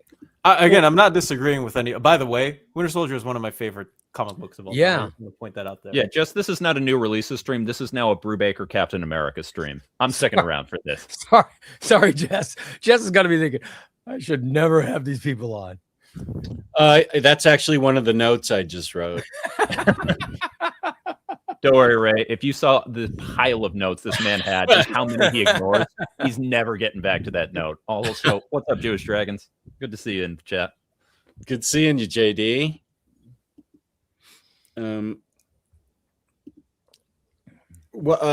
Is this the Bucky conversation? No, I think it's we hate Grant Morrison and Frank Quietly comics conversation that this is. My God, I'll turn that into a 24-hour marathon stream. I ain't hosting that one. Somebody else can step up. That's a very fine condition video. Go for it. Although, you know what? I think he actually would sign up because he's also not the biggest fan of 1.5 of those creators. Let's see. Oh, and this is the third week in April. I like that. We are recasting April. It's now April. It's April to celebrate Sword of April. Wait, what is the? I had it written down on a note, and it's not here right now. The 14th. So this is the 14th of April, the week of, for these first two books.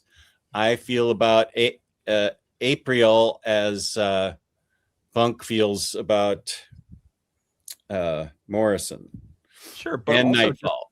I love them back. can we look at the creative talent that's in this?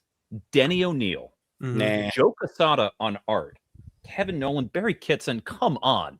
I know, like 3 of the 4 guys you just named are really good creators. Yeah. And then they came up with this. Yeah. All right, I'm gonna jump off at that one and let the audience parse out which of the 4 that. Have fun with Arizona, Bunk. So, Good seeing you, Bunk. Thanks for being on. I loved getting everybody off the actual topic there. Ray, really good to jump on and do a stream with you, and keep fighting that good fight. Keep getting in that gym. Keep going. I love to hear about people's fitness journeys. Oh, thanks, Bunk. Appreciate it, man. All right, later, y'all. And here is our favorite. Favorite James, but Vanessa, our favorite witch. What's up? How are you doing, Vanessa? Good to see you. And after that, there's Black Widow Marvel Modern Era Epic Collection of Black Widow. That's okay. The face on Black Widow is kind of odd to me. I definitely have not read any of this. I don't know. I'm like 110%. That's early Gerald Perel art. Very early Gerald Perel art. I love the relationship between Black Widow and Winter Soldier. I just love it. Natasha and Bucky. It's Eddie Granoff. I love that relationship. Okay, Eddie Granoff. He did my favorite She-Hulk cover. Huh. Yeah. Okay. Well, he was learning. Good for him. It's great for you to be here, Vanessa. Yeah, we haven't seen you in a while. Booster Gold. Okay, this is book 3, so there are 2 previous complete collections. Yeah, the first collection is the Jeff Katz and the Jan Jurgens written or penciled run with Jeff Johns co-writing. All right. The book at issue 12. The second book is the middle of it. This last portion is all Dan Jurgens before they said, "Hey guys, we got to get the Flash to ask back for his mom so that he can feel good." And then they Flash pointed everything. So wait, did Jeff Johns did he write any of this? He wrote he co-wrote the first 12 issues. The first 12. Okay. With Jeff Katz, and Dan Jurgens also drew it. This is all written by Dan Jurgens. Okay. This last portion of the run is all written by Dan Jurgens. Day wants an Omni of this. Been buying these in hopes of it would be nice to get the early Booster Gold stuff in Omni from the 90s, and then the 2000s run in an omnibus as well. So Jeff Johns write anything besides the co-writing the first 12 issues of this? He left the book after the first 12 issues. Okay. Remender writes He's just in the volume 1. He's just in volume 1 of the paperbacks. I know that. Yeah. Okay. And then Remender and Chuck Dixon and a couple of other writers take over after. And then, Dan Jurgens, like I said, creator of Booster Gold, is on the latter third of the book. His cover also done by Dan Jurgens. Very famous cover. Yeah, okay. I made an emoji of it. Booster Don't you mean the Green Lantern Omni Booster? People will hopefully understand that reference.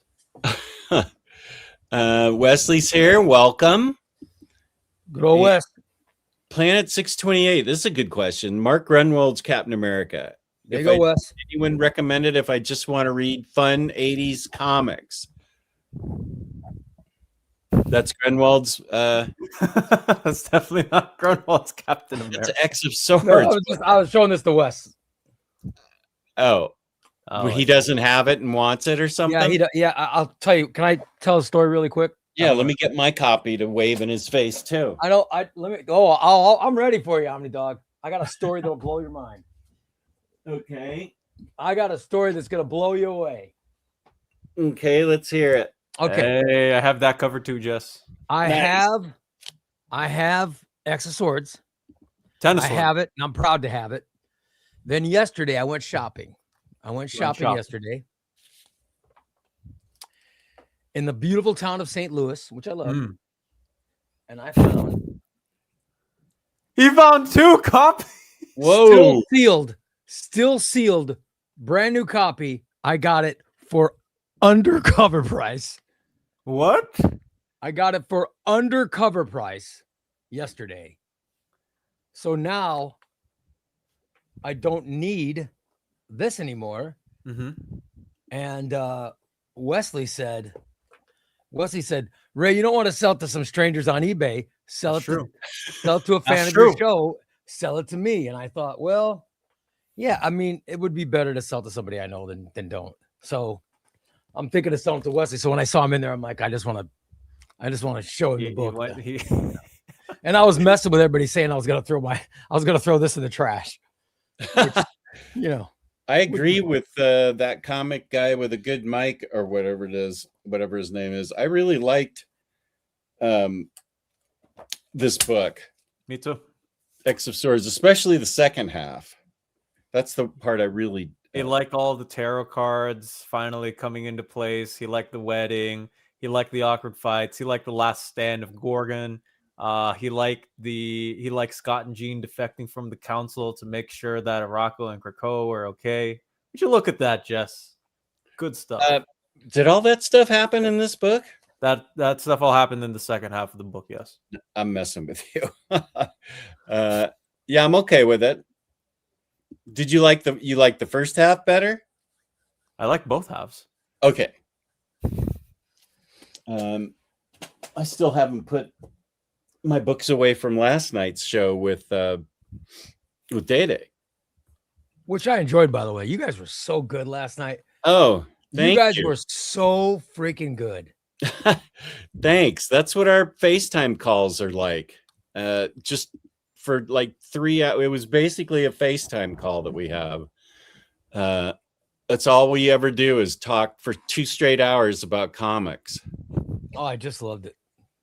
Thank you. I got done with my show, and I was in the living room and I put it on. My wife came and watched it with me. Awesome. It's rare, but she did. She goes, "Oh, I really like Day Day," because she knows she loves Dom. My wife loves Omnidog. I don't know what it is. It's troubling for me, to be honest. I don't know what it is. She loves Omnidog. She, like, I think my wife should go, "Oh, it's really good that you're doing near mint condition broadcasts with all these. You get to know all these cool people. It's really cool. It's really good for you." No, she doesn't care about that. She just goes, I like Omnidog. and she also goes, I like Crisis. And she likes Crisis too. I'm like, hello, what about me? You live with someone who reads comic books too. Oh my God. Last night she's watching the show and she goes, I really like that Day Day guy. You should become friends with him too. And I'm like, so now you're determining who I get to become friends with based on whether you like them? So yeah, my wife isn't that part of the contract though? What? Wedding vows? No. Yeah, that's true. No, my wife's got great taste in people, so Okay.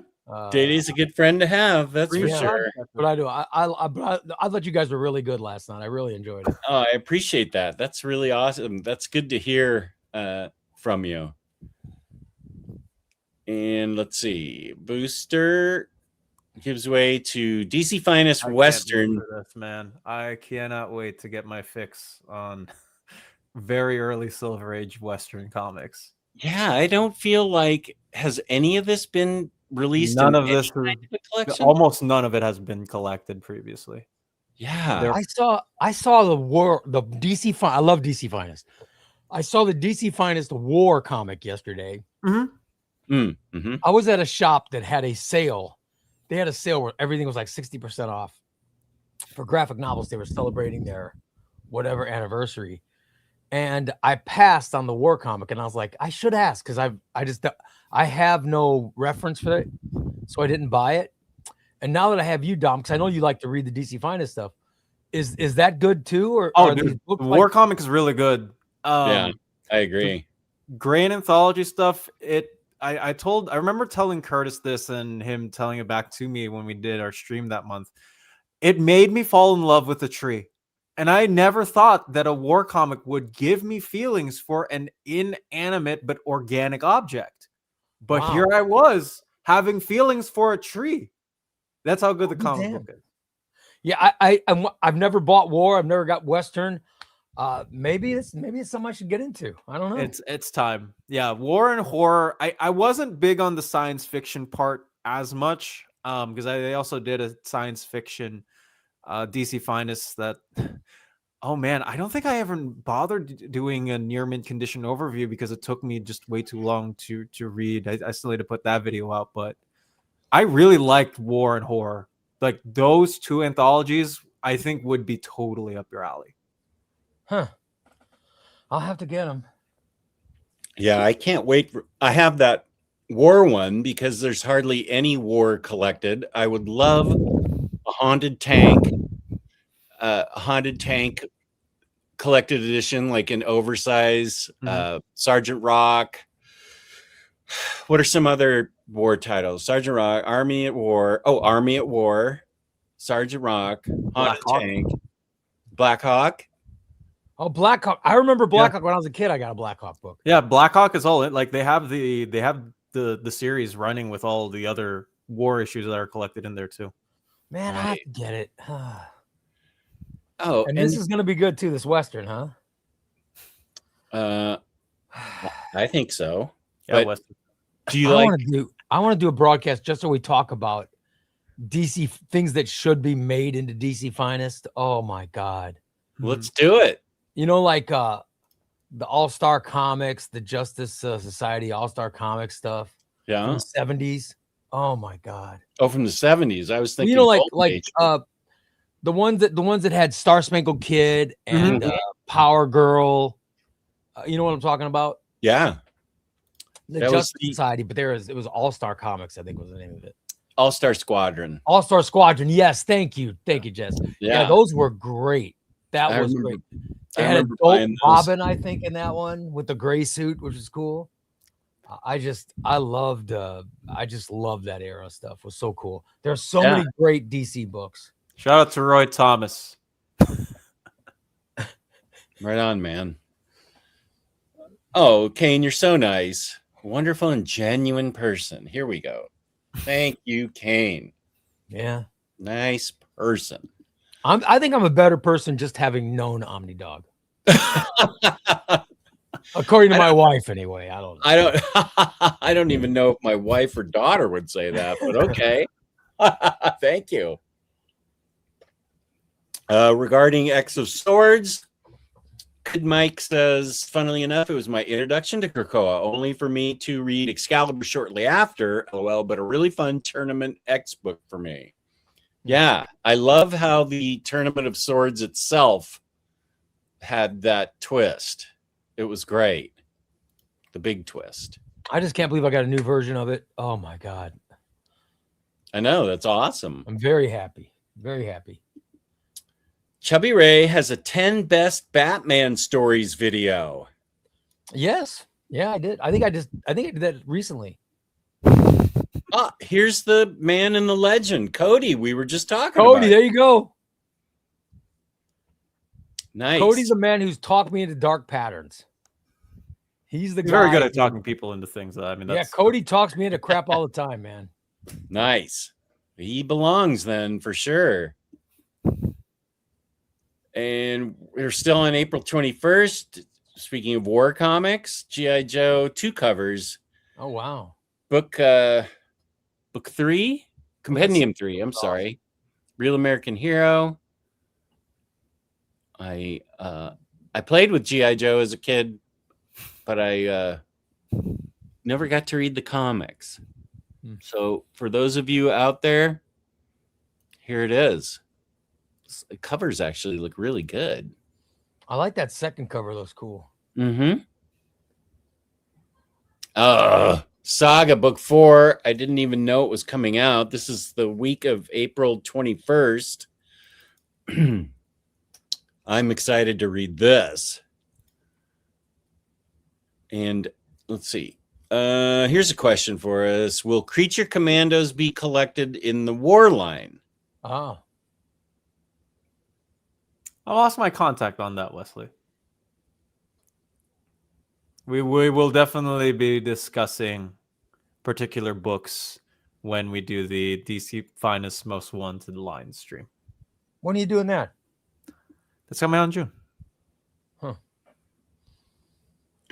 Oh, Chris saying, welcome, Chris. I didn't see you earlier. DC War comics were the best since EC in the 50s. Still readable and relevant today. There you go, Ray. There. Yeah, maybe I'll have to read some. I'm going to email Dom a list of DC Finest that he's got to put on that list. If you're doing that stream, I'm going to send you a list of stuff you can stick in there for me, Dom. For DC Finest, yeah. Yeah, just I got, there's a bunch of stuff that should go in there. DC Finest stuff's so good. Yeah, that's the only place I'm going to be able to get Sugar and Spike and Jimmy Olsen and Lois Lane. So that's there's no way they make a omnibus out of them. But we've already seen the crazy Jimmy Olsen creatures DC Finest. That was great. So I'm going to hope for. Was that Superman family one with the turtle? Yeah. Okay. Yeah. Yeah. Wait, now what is the laughing fish a reference to? Belgian Ellen? I'm going back here to see. Laughing fish. That's a Batman story. Did you? Oh, what? Laughing fish. Was that one of your top 10 Batman? No, I've never read that. I need that, and I need the apparitions. Strange apparitions. I don't have those, so I need to get them to read them. Yeah, they definitely need to do. I have them in the standard hardcover, Best of the Dark Knight or something like that, Legend of the Dark Knight, and it has detective. Let me know what stuff you have so I can look. That's what I gotta get, is something that has a collection of it all.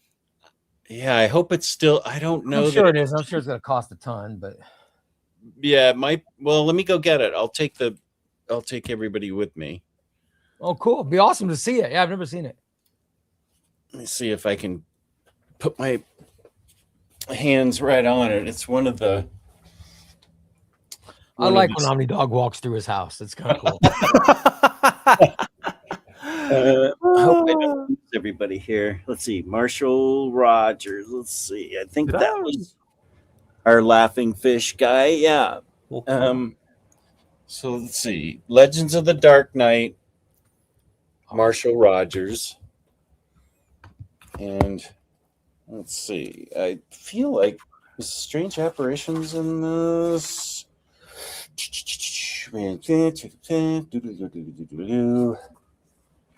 Maybe.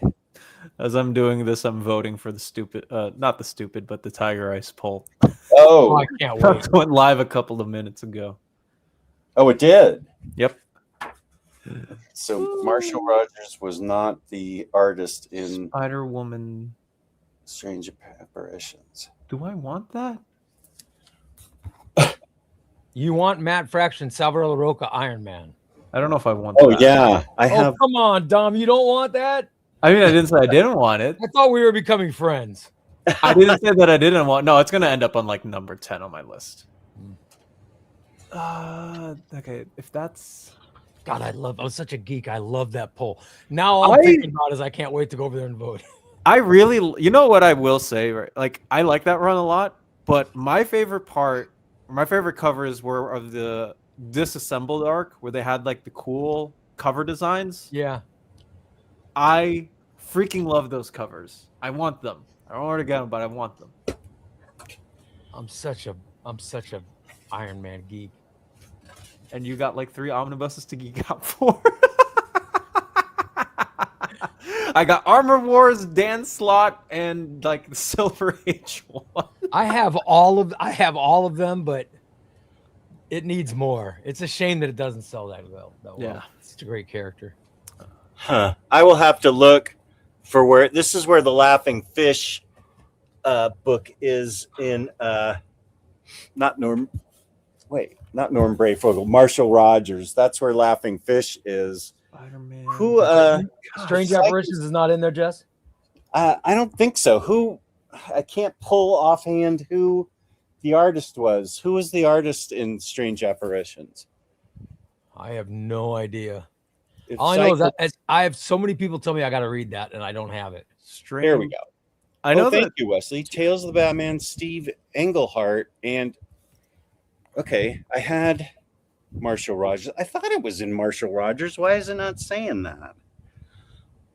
Steve Englehart. Yeah, wasn't that like a Wayne?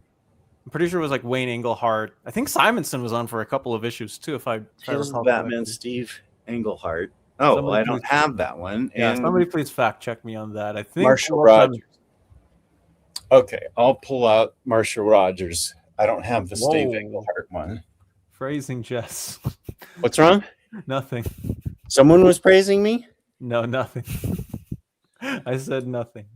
Okay, I can play this back. James will give me a link. No, James. No. Detective Comics 4. Thank you, Wesley Wiggins. Silver Surfer, Spider-Man, Spider-Batman. What do I want to vote for here?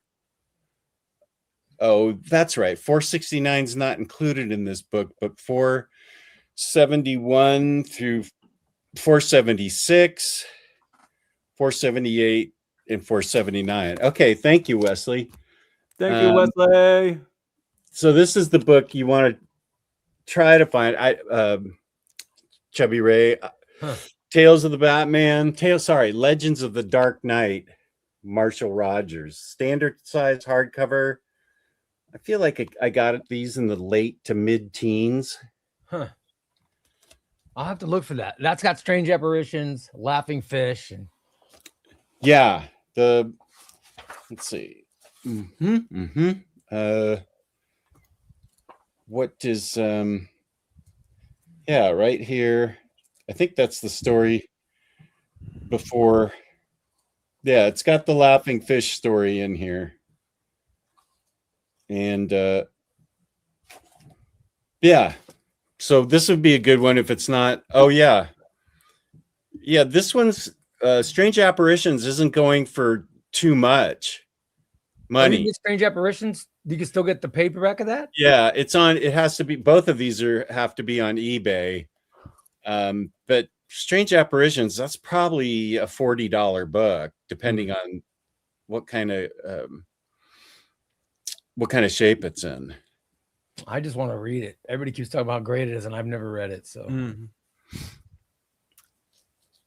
and I have a problem that I just have to get it.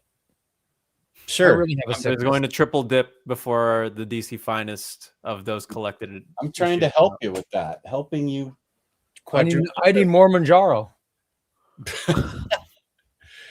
This is a new printing with a new cover of Supergirl Woman of Tomorrow for Supergirl Day. When is Superman Day? That's that specific week of but instead of because of the Supergirl movie. Oh, this particular week, Yeah, April still the 14th. Yeah, they're doing it with All-Star Superman. They're doing it with that. They're putting out a new cover of the first standard size volume of Joshua Williamson and Jamal Campbell's Superman run that started in 2023 with Dawn and DC.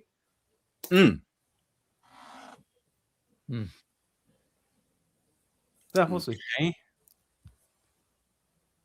Last Ronin 2, the covers. Okay, this is, I assume, oversized hardcover. Thank you, Chris. April 18th. Those Batman creator-centric hardcovers go for $100 each. Thank you, for Girelli. Yeah, so Strange Apparitions, if that's what you want, will be cheaper than that. Flash I'm ready for this. Mm-hmm. I'm ready for that Road to Rebirth. What can you tell us real quick, Dom? What this collects? Yeah, this is everything that follows after Manipul and Buccellato leave. Once Manipul and Buccellato leave, the book is taken over by Scott Lobdell, Van Jensen, and Brett Booth-Honor. Pretty much the team from 2011 Teen Titans. They move and transfer their butts over to the Flash. So this is the next step, if you will, in Barry Allen's progression after he returns to full prominence in the DC universe, because we don't have Wally West. They also introduce a brand new version of Wally West that people like me and others more commonly refer to as Wallace West, the Black Kid Flash. He also gets introduced in this particular volume, but that is the gist of this Flash run, which this book is also supposed to end on Wally, the Wally West that was created all the way back, became a Teen Titan, became a Titan, and became the Flash after Barry was kaput in Crisis on Infinite Earths, with DC Universe Rebirth #1. Okie doke. I mean, is that everything? I mean, the Flash is one of those characters that has almost everything collected. Yep. Yeah. From Crisis to now. I mean, yeah, we're only missing Loeb's Baron Volume 2 and all of the in between Johns 2 and 3, which is a lot of filler, but that's it, man. I've got everything except for Grant Morrison's the Grant Morrison Deluxe. I've got everything. Punk's not here now. Oh yeah, they have that collected. Yeah, it's just Baron Loeb's 2 and the filler in between John's 2 and 3, and that's it. Since Ray showed me X of Swords, I'm going to send him pictures of my strange reparations. Oh, how dare you! How dare you, Wesley? Yeah, Day-Day's right. Day-Day's right. We need the Jeremy Adams Flash. Oh my God, it's so good, man. Jeremy Adams Flash stuff is. I'm grabbing my trade paperbacks. Yeah, I want that. The Joshua Williamson run. Oh my God, it's got Time Heist is so good. The Search for Barry Allen. 1 Minute War, I actually thought was legitimate awesome. That was super fun. Adams was a great Flash writer, man. He was really having fun with Flash. I haven't got a chance to read any of it. I would be interested to see if they ever did a Flash by Adams Omni, if they stuck the Kevin Shinick and Kevin Shinick stuff in before, because he took over for like a couple of issues before Adams fully got on. I would actually be interested to see if they ever stick that in for filler before Adams gets on the run.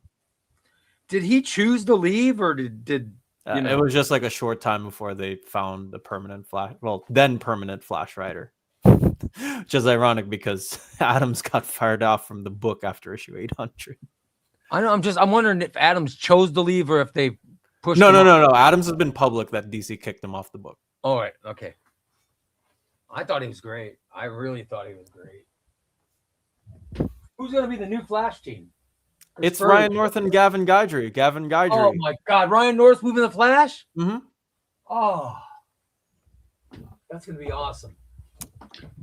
Oh, that's what Laughing Fish was. Storylines for DC Finest. Okay, I agree with that. Oh, and here's I'm obsessed. Batman, Batgirl, Batwoman, Batfamily, Catwoman, Gotham, all villains. I'm obsessed. This is why DC over Marvel, and I'll die on this hill. Yeah. Totally understand. Here is the address for Very Fine Conditions new Marvel Omnibus poll. Love it. Ends, let's see, 28, next Tuesday, week from this Tuesday it ends. Jess, have you read the Batgirl Volume 1? No, I haven't yet. Oh my God, dude. Is that by Tate Brumball? Yeah. It is. Yes, it's Tate Brumball, and it's so good. It's here, Lady Shiva. It's really good. I haven't read Volume 2 yet. Haven't read it, but Volume 1's very good. That's good to know. I have them both. Really enjoyed it. Dom, did you Okay. read it? Oh yeah, I've been reading in singles. It's Nice. really I good. co-sign. It's a good run. Okay. Awesome. That's good to know. Oh, and this finishes out the week of April Yes. 21st. I think I want to get this cover. I know this cover is going to sell out. It's the Oh, wow. DM. Yeah, I mean the main one fits you, Jess. It's Terry Dodson. So Yeah, I love his art and his wife's coloring. well, he colors his own. Rachel supplies inks for Dodson's art. Oh, okay. She does the inking. All right. He does his own yeah. colors. The couple that creates together. Yeah.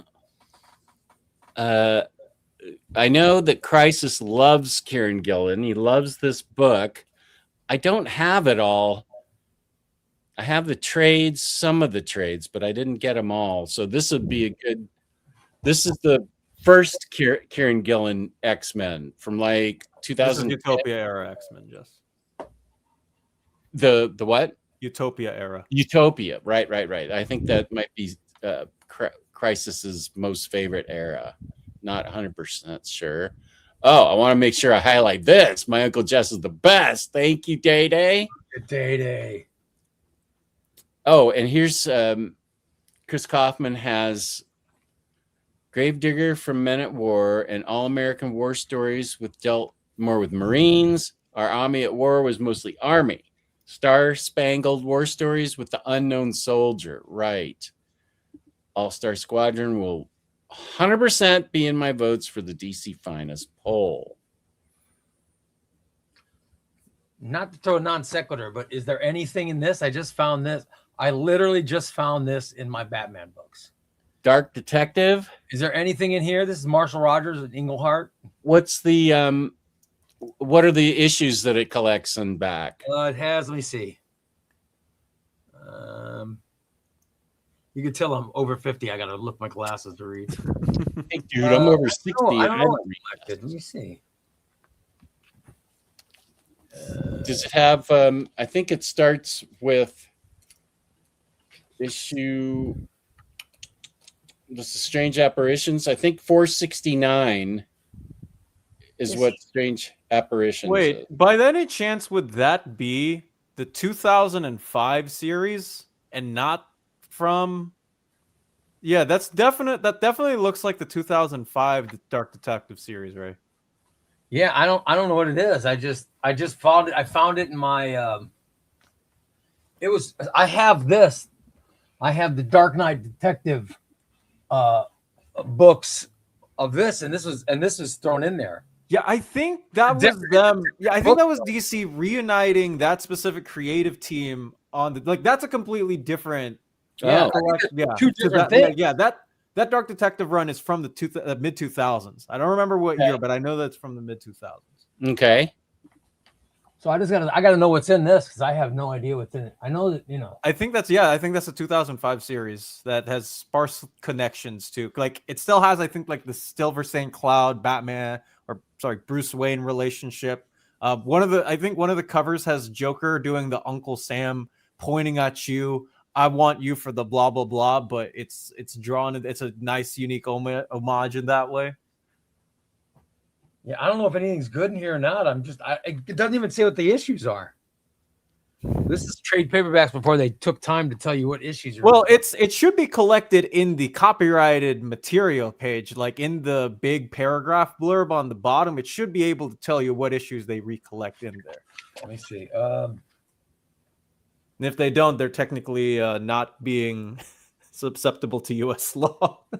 Originally published in single magazine form in Batman Dark Detective number 1 through 6. Copyright 2005. Yeah, that would be the 2005 series, I think. Yeah. So I don't know. Time to do some reading. Yeah, I didn't even know I had this. Literally, I looked up and I went, "Wow, what is this?" Oh well. I want to get the Strange Apparitions now. Jess has got me hunting. Jess has me hunting for Strange Apparitions, and I don't have it. It's gonna make me crazy. Oh well. Now I need to find that. He's gonna find it. Everybody who's watching the show. Well, let's see. I feel like I was looking for something that Batnessa just asked about. Where are you, Batnessa? The Batgirl book was. I grabbed all my all-in stuff for you, Batnessa. Let me show you real quick. That these are the all-in ones, volume 1 and 2. You got to read number 1. It's really good. Oh my god. Jess, you would love that story. It's very good. I'm excited. This is Cass Kane. Yep. So there's Batgirl for you, Batnessa. Here is Torrin Grunbeck's Catwoman. I like her as a writer, and I love Catwoman as a character. So this is also all in.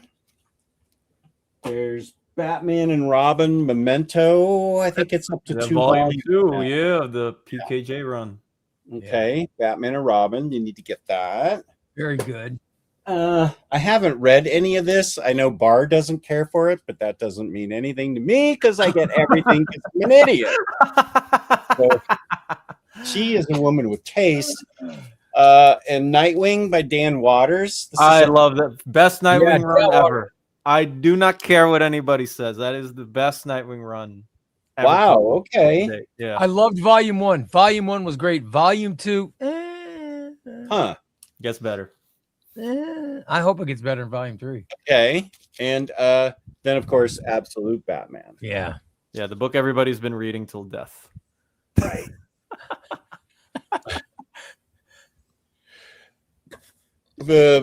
That Gillen X-Men DM did already sell out. I tried ordering it a month ago and it was already sold out. Well, yeah. Hoping this year's poll breaks even more voting records. I think it was like 6,000 plus people or something last year. Every single year we get more people voting, and just because word gets around better, and I hope the same as well. I can't wait. I told you I watched that. I watched most of that show. I was late getting to this broadcast because I was watching that show. I'm such a geek. And I just love it. I just sit there going, oh, I take notes during it. I have such a sickness. Justin, thank you for asking, but Bloodhead is an Image title, so it wouldn't be on the Marvel poll. But thank you for checking in on him. Most handsome streamers on YouTube. Oh, thank you, buddy. Can't stay. I'll catch up on the. Okay, but you guys have a fantastic. Thank you. You're doing well, bro. What? Oh, I was talking to Justin. Oh, okay. I do love love with that first target back, girl. Like Dom.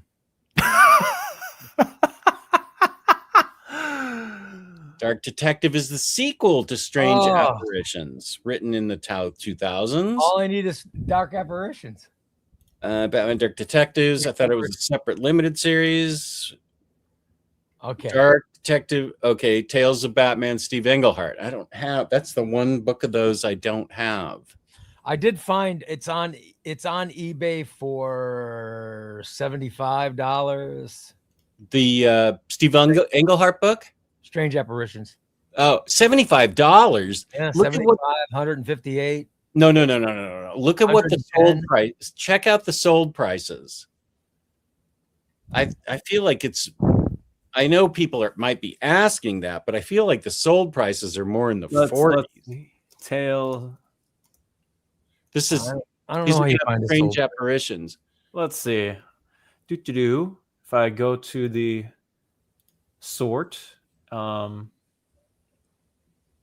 Sold items. I never knew sold. Yeah, that's the thing. That's what you wow. got. 5287. 5287.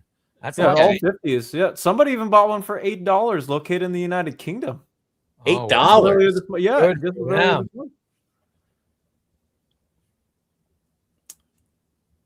Yeah, it seems to be right around $40-50. Yeah. So even though somebody may ask, I gotta find somebody with the best offer available so I can haggle with them. Yeah. I love to haggle. Well, there's your spot. Do it yourself. I love haggling. And you'll be a good negotiator to the table. I I love haggling. Batnessa, these books are all still available, so you definitely can find them online. What's the next How- book in the list, Jess? Actually, Sorry? what's the? Oh yes, to the art and back girl. I freaking love Takeshi Miyazawa, man. Takeshi Miyazawa knows how to draw Yeah. really See, good stuff. That's what I was going for, and then you were trying to rush me. Just a sec. Sorry, Jess. It's okay. Here's the. Oh, yeah, Dom's right. This is boss looking. It's a great story. Oh my god, it's really good art. I really love that paperback.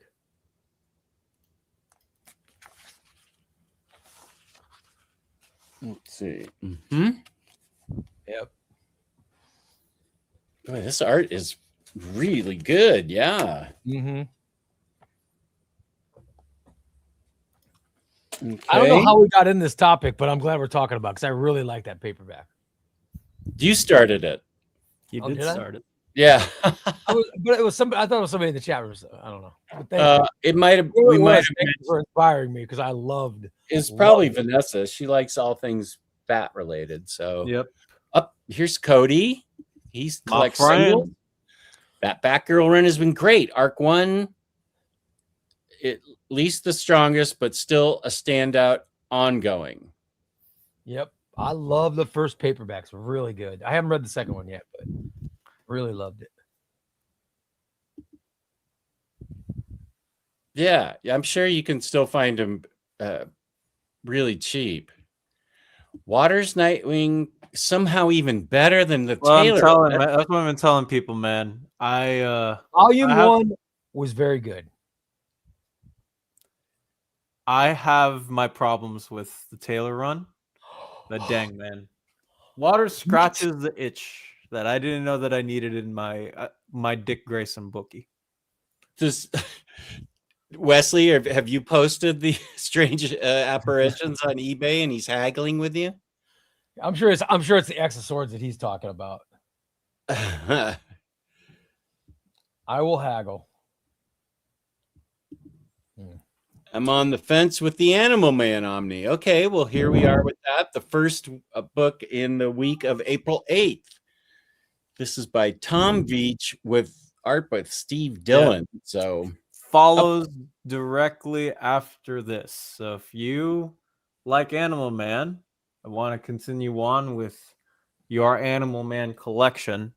This is the Omni to get. This was supposed to be a compendium, but they had enough resources in for restoration on these Steve Dillon pages and decided to upgrade it.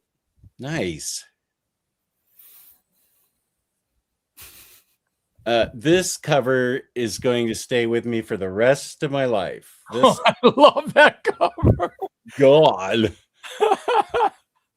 This is Richard Corbin doing exactly what he did the best, creeping the heck out of me. So this is his work from Creepy.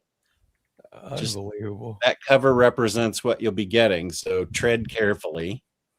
Oh God, this is gonna be great. I love, dude. Oh, one of my most anticipated reads of the and like they map this. They have been mapping these Batman DC finest perfectly. Yeah, they really have. You're right. Throwing in the cult, throwing in, hey guys, yes, DC. I want to destroy that brand new Robin the first thing in the morning. Yes, thank you. Bye. Come on, man. There's no way. Dom, you weren't alive. You weren't alive when they did this, but it was crazy. There was a 9. Just remember, there was a 900 number that you had to call and vote, and it was nuts when they decided. When they said, we're gonna leave it up to you. We will leave it up to you whether or not we kill Jason Kidd. And there was like a 900 Jason Kidd. Jason Kidd. This is basketball. We voted to kill a basketball player, guys. He was like the 5th Robin. You know what I'm talking about. No, it was crazy. It's like a 900 number, and yeah, of course, everyone was going to vote to kill him. It was. I think it was closer than that, though, wasn't it? What was it? I don't think it was overwhelming though. I felt like it was close. Of course, I voted 5 times to kill him, but Yes. Yeah. I hated him. He's much better as Red Hood, I guess, but I didn't care for him at all. Oh no, he's much better dead. I actually like. See, here's my take on Jason. I know that people like Under the Red Hood. I know that people have, there's a big inkling of. I've told you the story before, Jess, of all of the young adult women at my comic shop at Free Comic Book Day who love Jason Todd as a character, cannot get enough of him as a character. I think that Batman, unfortunately, having casualties in his war against crime in Gotham, having there be repercussions to it, makes up for a stronger character than what we have, especially for a very, very enlarging Bat family.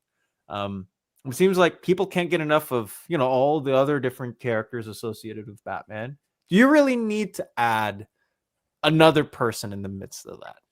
Mm-hmm. But that's just a me thing.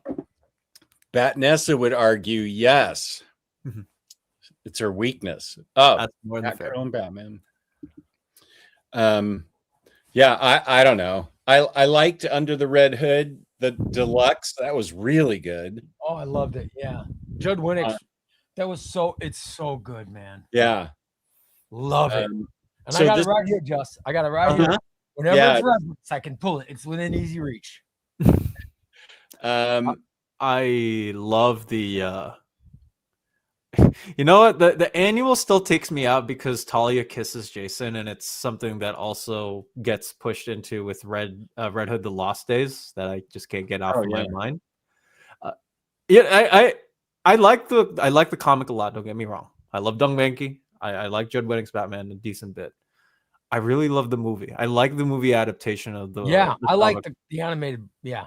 Because you don't have to deal with the extra Infinite Crisis stuff because of Superboy Prime messing with reality and that punch sending Jason into current continuity. It's no, Jason Todd has been revived from the Lazarus pits and wants to enact revenge on the person that he blames for this particular situation in his life. Anyways, that being said, I love the movie. I also like the comic book. That's all I want to say. I love that. I think that when you were talking earlier about animated films, I was gonna say Under the Red Hood. Yeah, I love Under the Red Hood. I love that movie too. But I love the Judd Winnick story. I think it's one of the best. It was on my list of best Batman stories. I love it. It's so good. Cody collects. When Dom agreed with me about Waters over Taylor Nightwing, I knew we'd be friends for life. I'm telling you, man, that's why Cody and I are besties. You know what? It makes me think less of both of you. Like the unproud uncle. No, I love Taylor and Redondo so much. I love them. I love that run. But I think Dan Waters' Nightwing run and Dexter Soy, I love that volume 1. Loved it. I just didn't love volume 2, which is a shame. Yeah, I feel the same way. That's how I feel about because Taylor Nightwing got into the Fear State stuff. That's actually when I stopped buying the book in singles. Really? Not right. Yeah. Fear State was amazing. I love James Tynion. I love James Tynion's entire Batman run. I loved what he did with Harley. I love what he did with Poison Ivy. I love Miracle. All that. I loved everything that Tynion did. He liked little edgy Clown Hunter speaking in all low. I loved it. I loved Ghostmaker. I love it. Oh man, Clown Hunter was nightmare fuel for a friend. Not nightmare fuel, but she was spouting nightmare fuel. Because wait, was that a girl? No. Clown Hunter? Clown Hunter's a guy. No, but my friend who's a girl really likes. Okay, yeah. Sorry. Yeah. So we'll start over again. What now? Clown Hunter. Your friend that's a girl said. Yeah, no, she always posted pictures on her Tumblr and also, hey Dom, did you read the newest issue of Batman? I'm like, wait, what happened?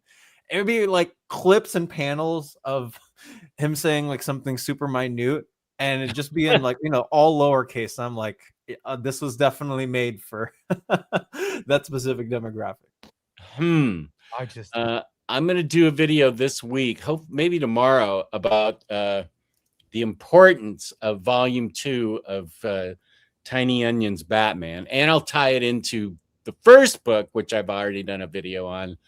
But yeah, I don't know. You don't have to like everybody, but Clown Hunter's I like Miracle Molly and Punchline, and his treatment of Harley Quinn was awesome. I love Punchline. Miracle Molly was great. Same. God, I love their dark designs. I think it's one of the best Batman stories ever. I love Tynan's Batman. Love it. Same. This is what Nessa was talking about, I think. Yeah. Can you show pages from your favorite Richard Corbin book? I have Den. Yeah. Omar has sent me a couple of copies of Den hardcovers. Or is that your way of challenging? I thought you were waving the book, but you're shaking. No, it's my. I got. That's another way you lose 300 pounds is drinking a lot of protein drinks. You also get kidney stones, but oh well. Oh dear. J. Joe, that's a good. I like that design a lot. Actually, that's a cool cover. Oh, this one. Yeah. J. Joe, Real American Hero. This comes with 2 covers. Volume 1. Larry Hama. He knows how to write. That's for sure. Keeps on. And Pity Ma's gonna get the Corbin creepy. Yeah. It won't go. I'm gonna have to give the 5-minute warning for real because my daughter's here and she won't be. I mean, I can disappoint my wife. She's used to it. Not my daughter though. So I'm gonna. Good for you, by the way. Good for you. I did the same thing if my daughter came over. Robin, the Bronze Age Omnibus, last week of April 28th. How much is this? Is this like 150? It's a 125 Omni. 125. Yeah, that's right, Pity Ma. All 3 hours. The book's ending is awful. That alone makes the movie better. Okay. I agree. Yeah, I agree. You just don't have to deal with the Infinite Crisis stuff. I think that's what makes the movie better for me. Okay. Remy also agreeing. Month to month, I've been loving Waters over Taylor's. What I'm saying. Can we just agree that they're both great runs? I haven't read the Waters. Why it has to be such a competition, Dom? Me? You should talk to Sean about it. I'm pretty sure that he's more harsh on Taylor Nightwing than I am. Shout out to Sean, by the way. Check over the Comics Pals if James is here. They're awesome people too. Oh yeah, I love Sean. Sean's awesome. I love Sean. Sean's great. Hellboy by Richard Corbin is great. The designer, but they made the Gardener pretty interesting. Yeah, Gardner was good, and so was the character who handled. There was a character who was like the accountant, and he handled like people when people died. I can't remember his name, but you know what I'm talking about. Yes, the character who handled the estates of dead people. God, I can't remember his name, but he was a great character too. Huh. I'm not remembering that right. The accountant is an actual character. No, it was the guy. I mean, the guy was an accountant, but he was called something else. He was called something else. I can't. It was another Tynan creation. Oh, okay. A very small part. You know what I loved? I loved the Grifter was Lucius Fox's bodyguard. I thought that was awesome. All Tynan stuff. I like Ghostmaker. I agree. I loved Ghostmaker, but wasn't he invented by Zdarsky in the night? No, that was Tynan. Zdarsky used him in the Night series. Yeah. That's what I just said. But was after Tynan created him? Mm-hmm. Yep. In the first Batman Omni? He's in the story second. Ghost. There's a story called Ghost Stories. That's where he's created. Right after Joker War. So Zdarsky did not precede that. That was after it? No, Zdarsky was after. Oh, okay. Well, I liked Zdarsky's story a lot. Tynan Volume 1 was Their Dark Designs, Joker War, Ghost Stories. And Volume 2 was The Cowardly Lot and Fear State. Fear State, baby. There's a store online that has Batman's Strange Apparitions listed at $13. George Relly, send me what that store is. I need it. Yeah. I need it. Comics. Wait, why did you say Comics Pals? Oh, because I said I like Sean. Oh. Okay, I was like, wait, is By the Sean? way, Sean had a show yesterday, Dom. They talked about Heroes in Crisis. It was so good. Oh my God. It was such a great episode of Comic Pals. Here you go. Here's the request from junior management. Time to 5 minutes. Yeah. No, I don't even know your daughter. I love it. Isn't your daughter in grad school or something? Oh, the Underbroker. Thank you, Wes. Okay. Yes, the Underbroker. That's what I'm talking about. The Underbroker is a great character too. Yeah, I am. Yeah, she's on top of it. Didn't like Batman's ever run, but the Zdarsky's the Knight. Yeah. Batman the Knight from Zdarsky. Yeah, it's in Volume 1. Yes. Okay. Star Wars High Republic. 2 covers. Both of them I like. Yeah. Mm-hmm. Panic. This has Taylor Talks Comics written. Yeah, all that has Taylor written all over it. This is like his wheelhouse. Yeah. I love giving Taylor grief. I call him a blasphemer all the time. I'm trying to get more info for you, but the store is part of the worst comic selling platform on earth. Oh. Okay, we can move on then. What's the next book? Yeah. Yeah. Ultimate Fantastic Four, book 2. Yeah, this has Ray written all over it. Yeah, I'll get it. Yeah, I'll end up wasting money on that. Which I'll buy it and I'll never read it. which cover do you like best, Ray? I think I like the standard. Yeah. This one. Okay. Yeah, with the Silver Surfer. I'm fascinated by the maker, so it's nice to go back and read the Ultimate Fantastic Four before the maker, you know. Before the maker became the maker. Yes.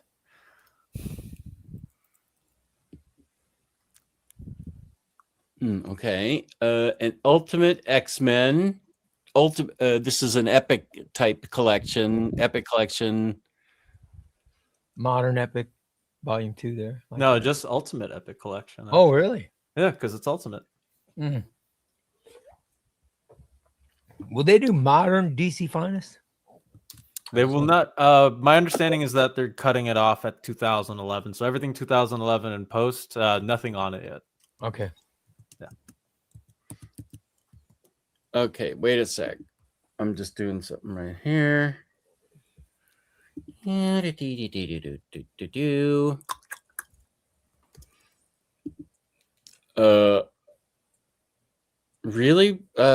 Forgerelli, I am on the world's worst trading book selling platform ever, and I see a copy for $55. I don't see $13. Okay. Okay. Okay. So this is Ultimate X-Men, Amazing Spider-Man, Marvel Modern Era Epic. Yeah. Sins Past. Yeah, Sean's favorite story. Yes. Please get rid of it. Yeah. Oh, and this is Zdarsky's. Yeah.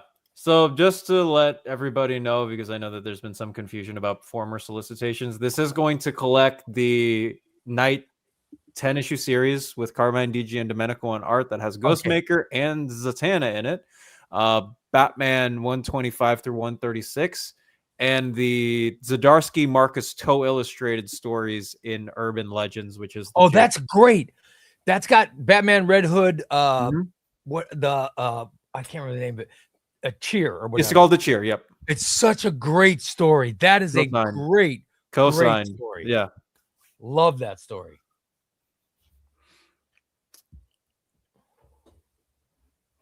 I Use have. comicreleases.com, Liko Nima. Where was that? Was that the last Oh, one? I think they were asking about Amazon content. I just wanted to point them out to the right place. Oh yeah, comicreleases.com. Don't think I've read a single issue in this, any of this Dawkins stuff. Dark Wolverine, no idea. I saw him dying the Sabretooth War, but Read X Factor by Leia Williams instead is my recommendation.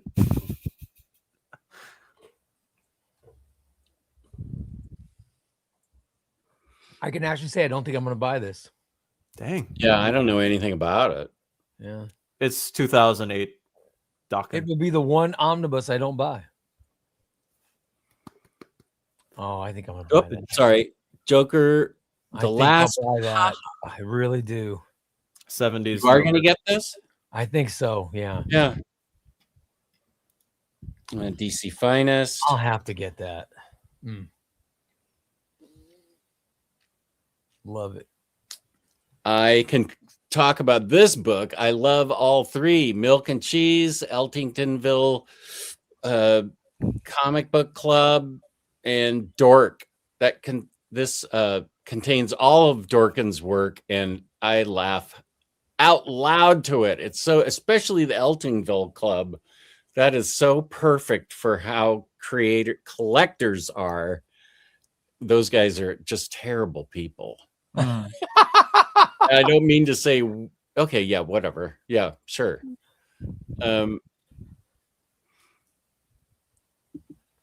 Doc and oh, so that's not Doc. Oh, Dawkins is now Helverine. Yep. Okay. Yeah. The Joker book or the Dork book? I think probably the Dork book. Just so you know, Chubby Ray, you should go right now to Comics Adventure in Portland. That's the one that had that book we were talking about. Oh, wow. But Yeah, I would go before anybody else gets it. So for Girelli's, yeah, right. The Eltingville guys are terrible. They really are. Yeah. Okay. Oh, good and knocked, Axel. I've just been summoned by junior management to go upstairs, so we're gonna have to wrap this up. Awesome. I'm sorry that you just tuned in. I will get this because I only have the trade. And now it has the DC Bullet logo. Oh, okay. I like this book a lot. Red Coat. I'm totally getting this. I cannot wait for this. Oh, I love my favorite book right here. I love this book. I cannot wait for this. Yeah, same. Oh, I love it. Teen Titans by Jeff Johns Compendium.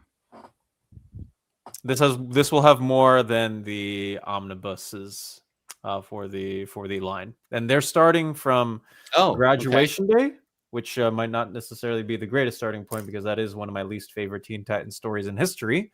But everything else after it, I co-sign. They're also including the Return of Donna Troy event, which will be collected in here. They're also collecting a Supergirl issue in this as well. So it'll be more complete than the Teen Titans Jeff Johns omnibus. Okay, I love. Oh, okay, good. I don't have that one, so I'll. This is what I'll get. I'm coming. I'm getting yelled at now. I think there are like 2 more books, Jess, and then we can go. Okay, I'll stop Ghost. talking. I'd like to get this. Yeah. I need to get the first one. Goon, bunch of old crap. This is awesome.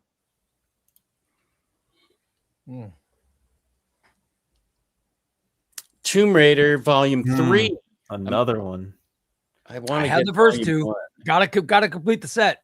Yep. Have you read any of it, or is it just great art? It's just on a shelf. Today will be the last day we see Omnidog live for a very long time. If I don't get going, I think these are the last 2 books of April, right? Yes, sir. 2 different covers for Transformers 2.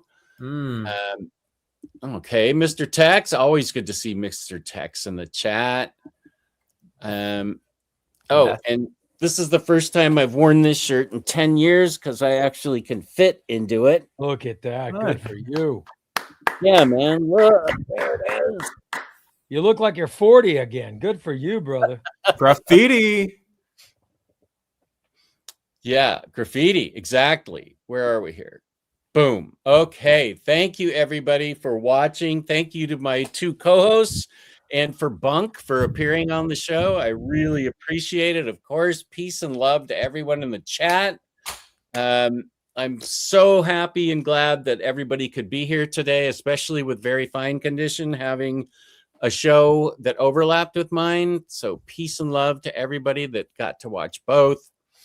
And I need to go vote. I'll be on tomorrow night at Omnibros, and I forget, I'm doing something next weekend. I'll let everybody know. Right, Yarna? Why do they want to see me even? I know. And Omnidog will soon be on Chubby Ray's roundtable soon. So anytime you want me, just let me know. You, Day Day, and Dom, if he ever has a chance. But I know Dom is so busy. I don't even want to ask, but it seems every day Dom is doing something. Yeah, it's true. It's hard to get. It's crazy. And he's going to grad school or whatever. I know. It is amazing. So I will play us out with my theme song. And peace and love, everybody. Thank you all for tuning in so much. It really means a lot to me. Peace and love. Peace and love. Thank you. Your wife and daughter. Thank you, Dom and Ray and Bunk. Appreciate it all.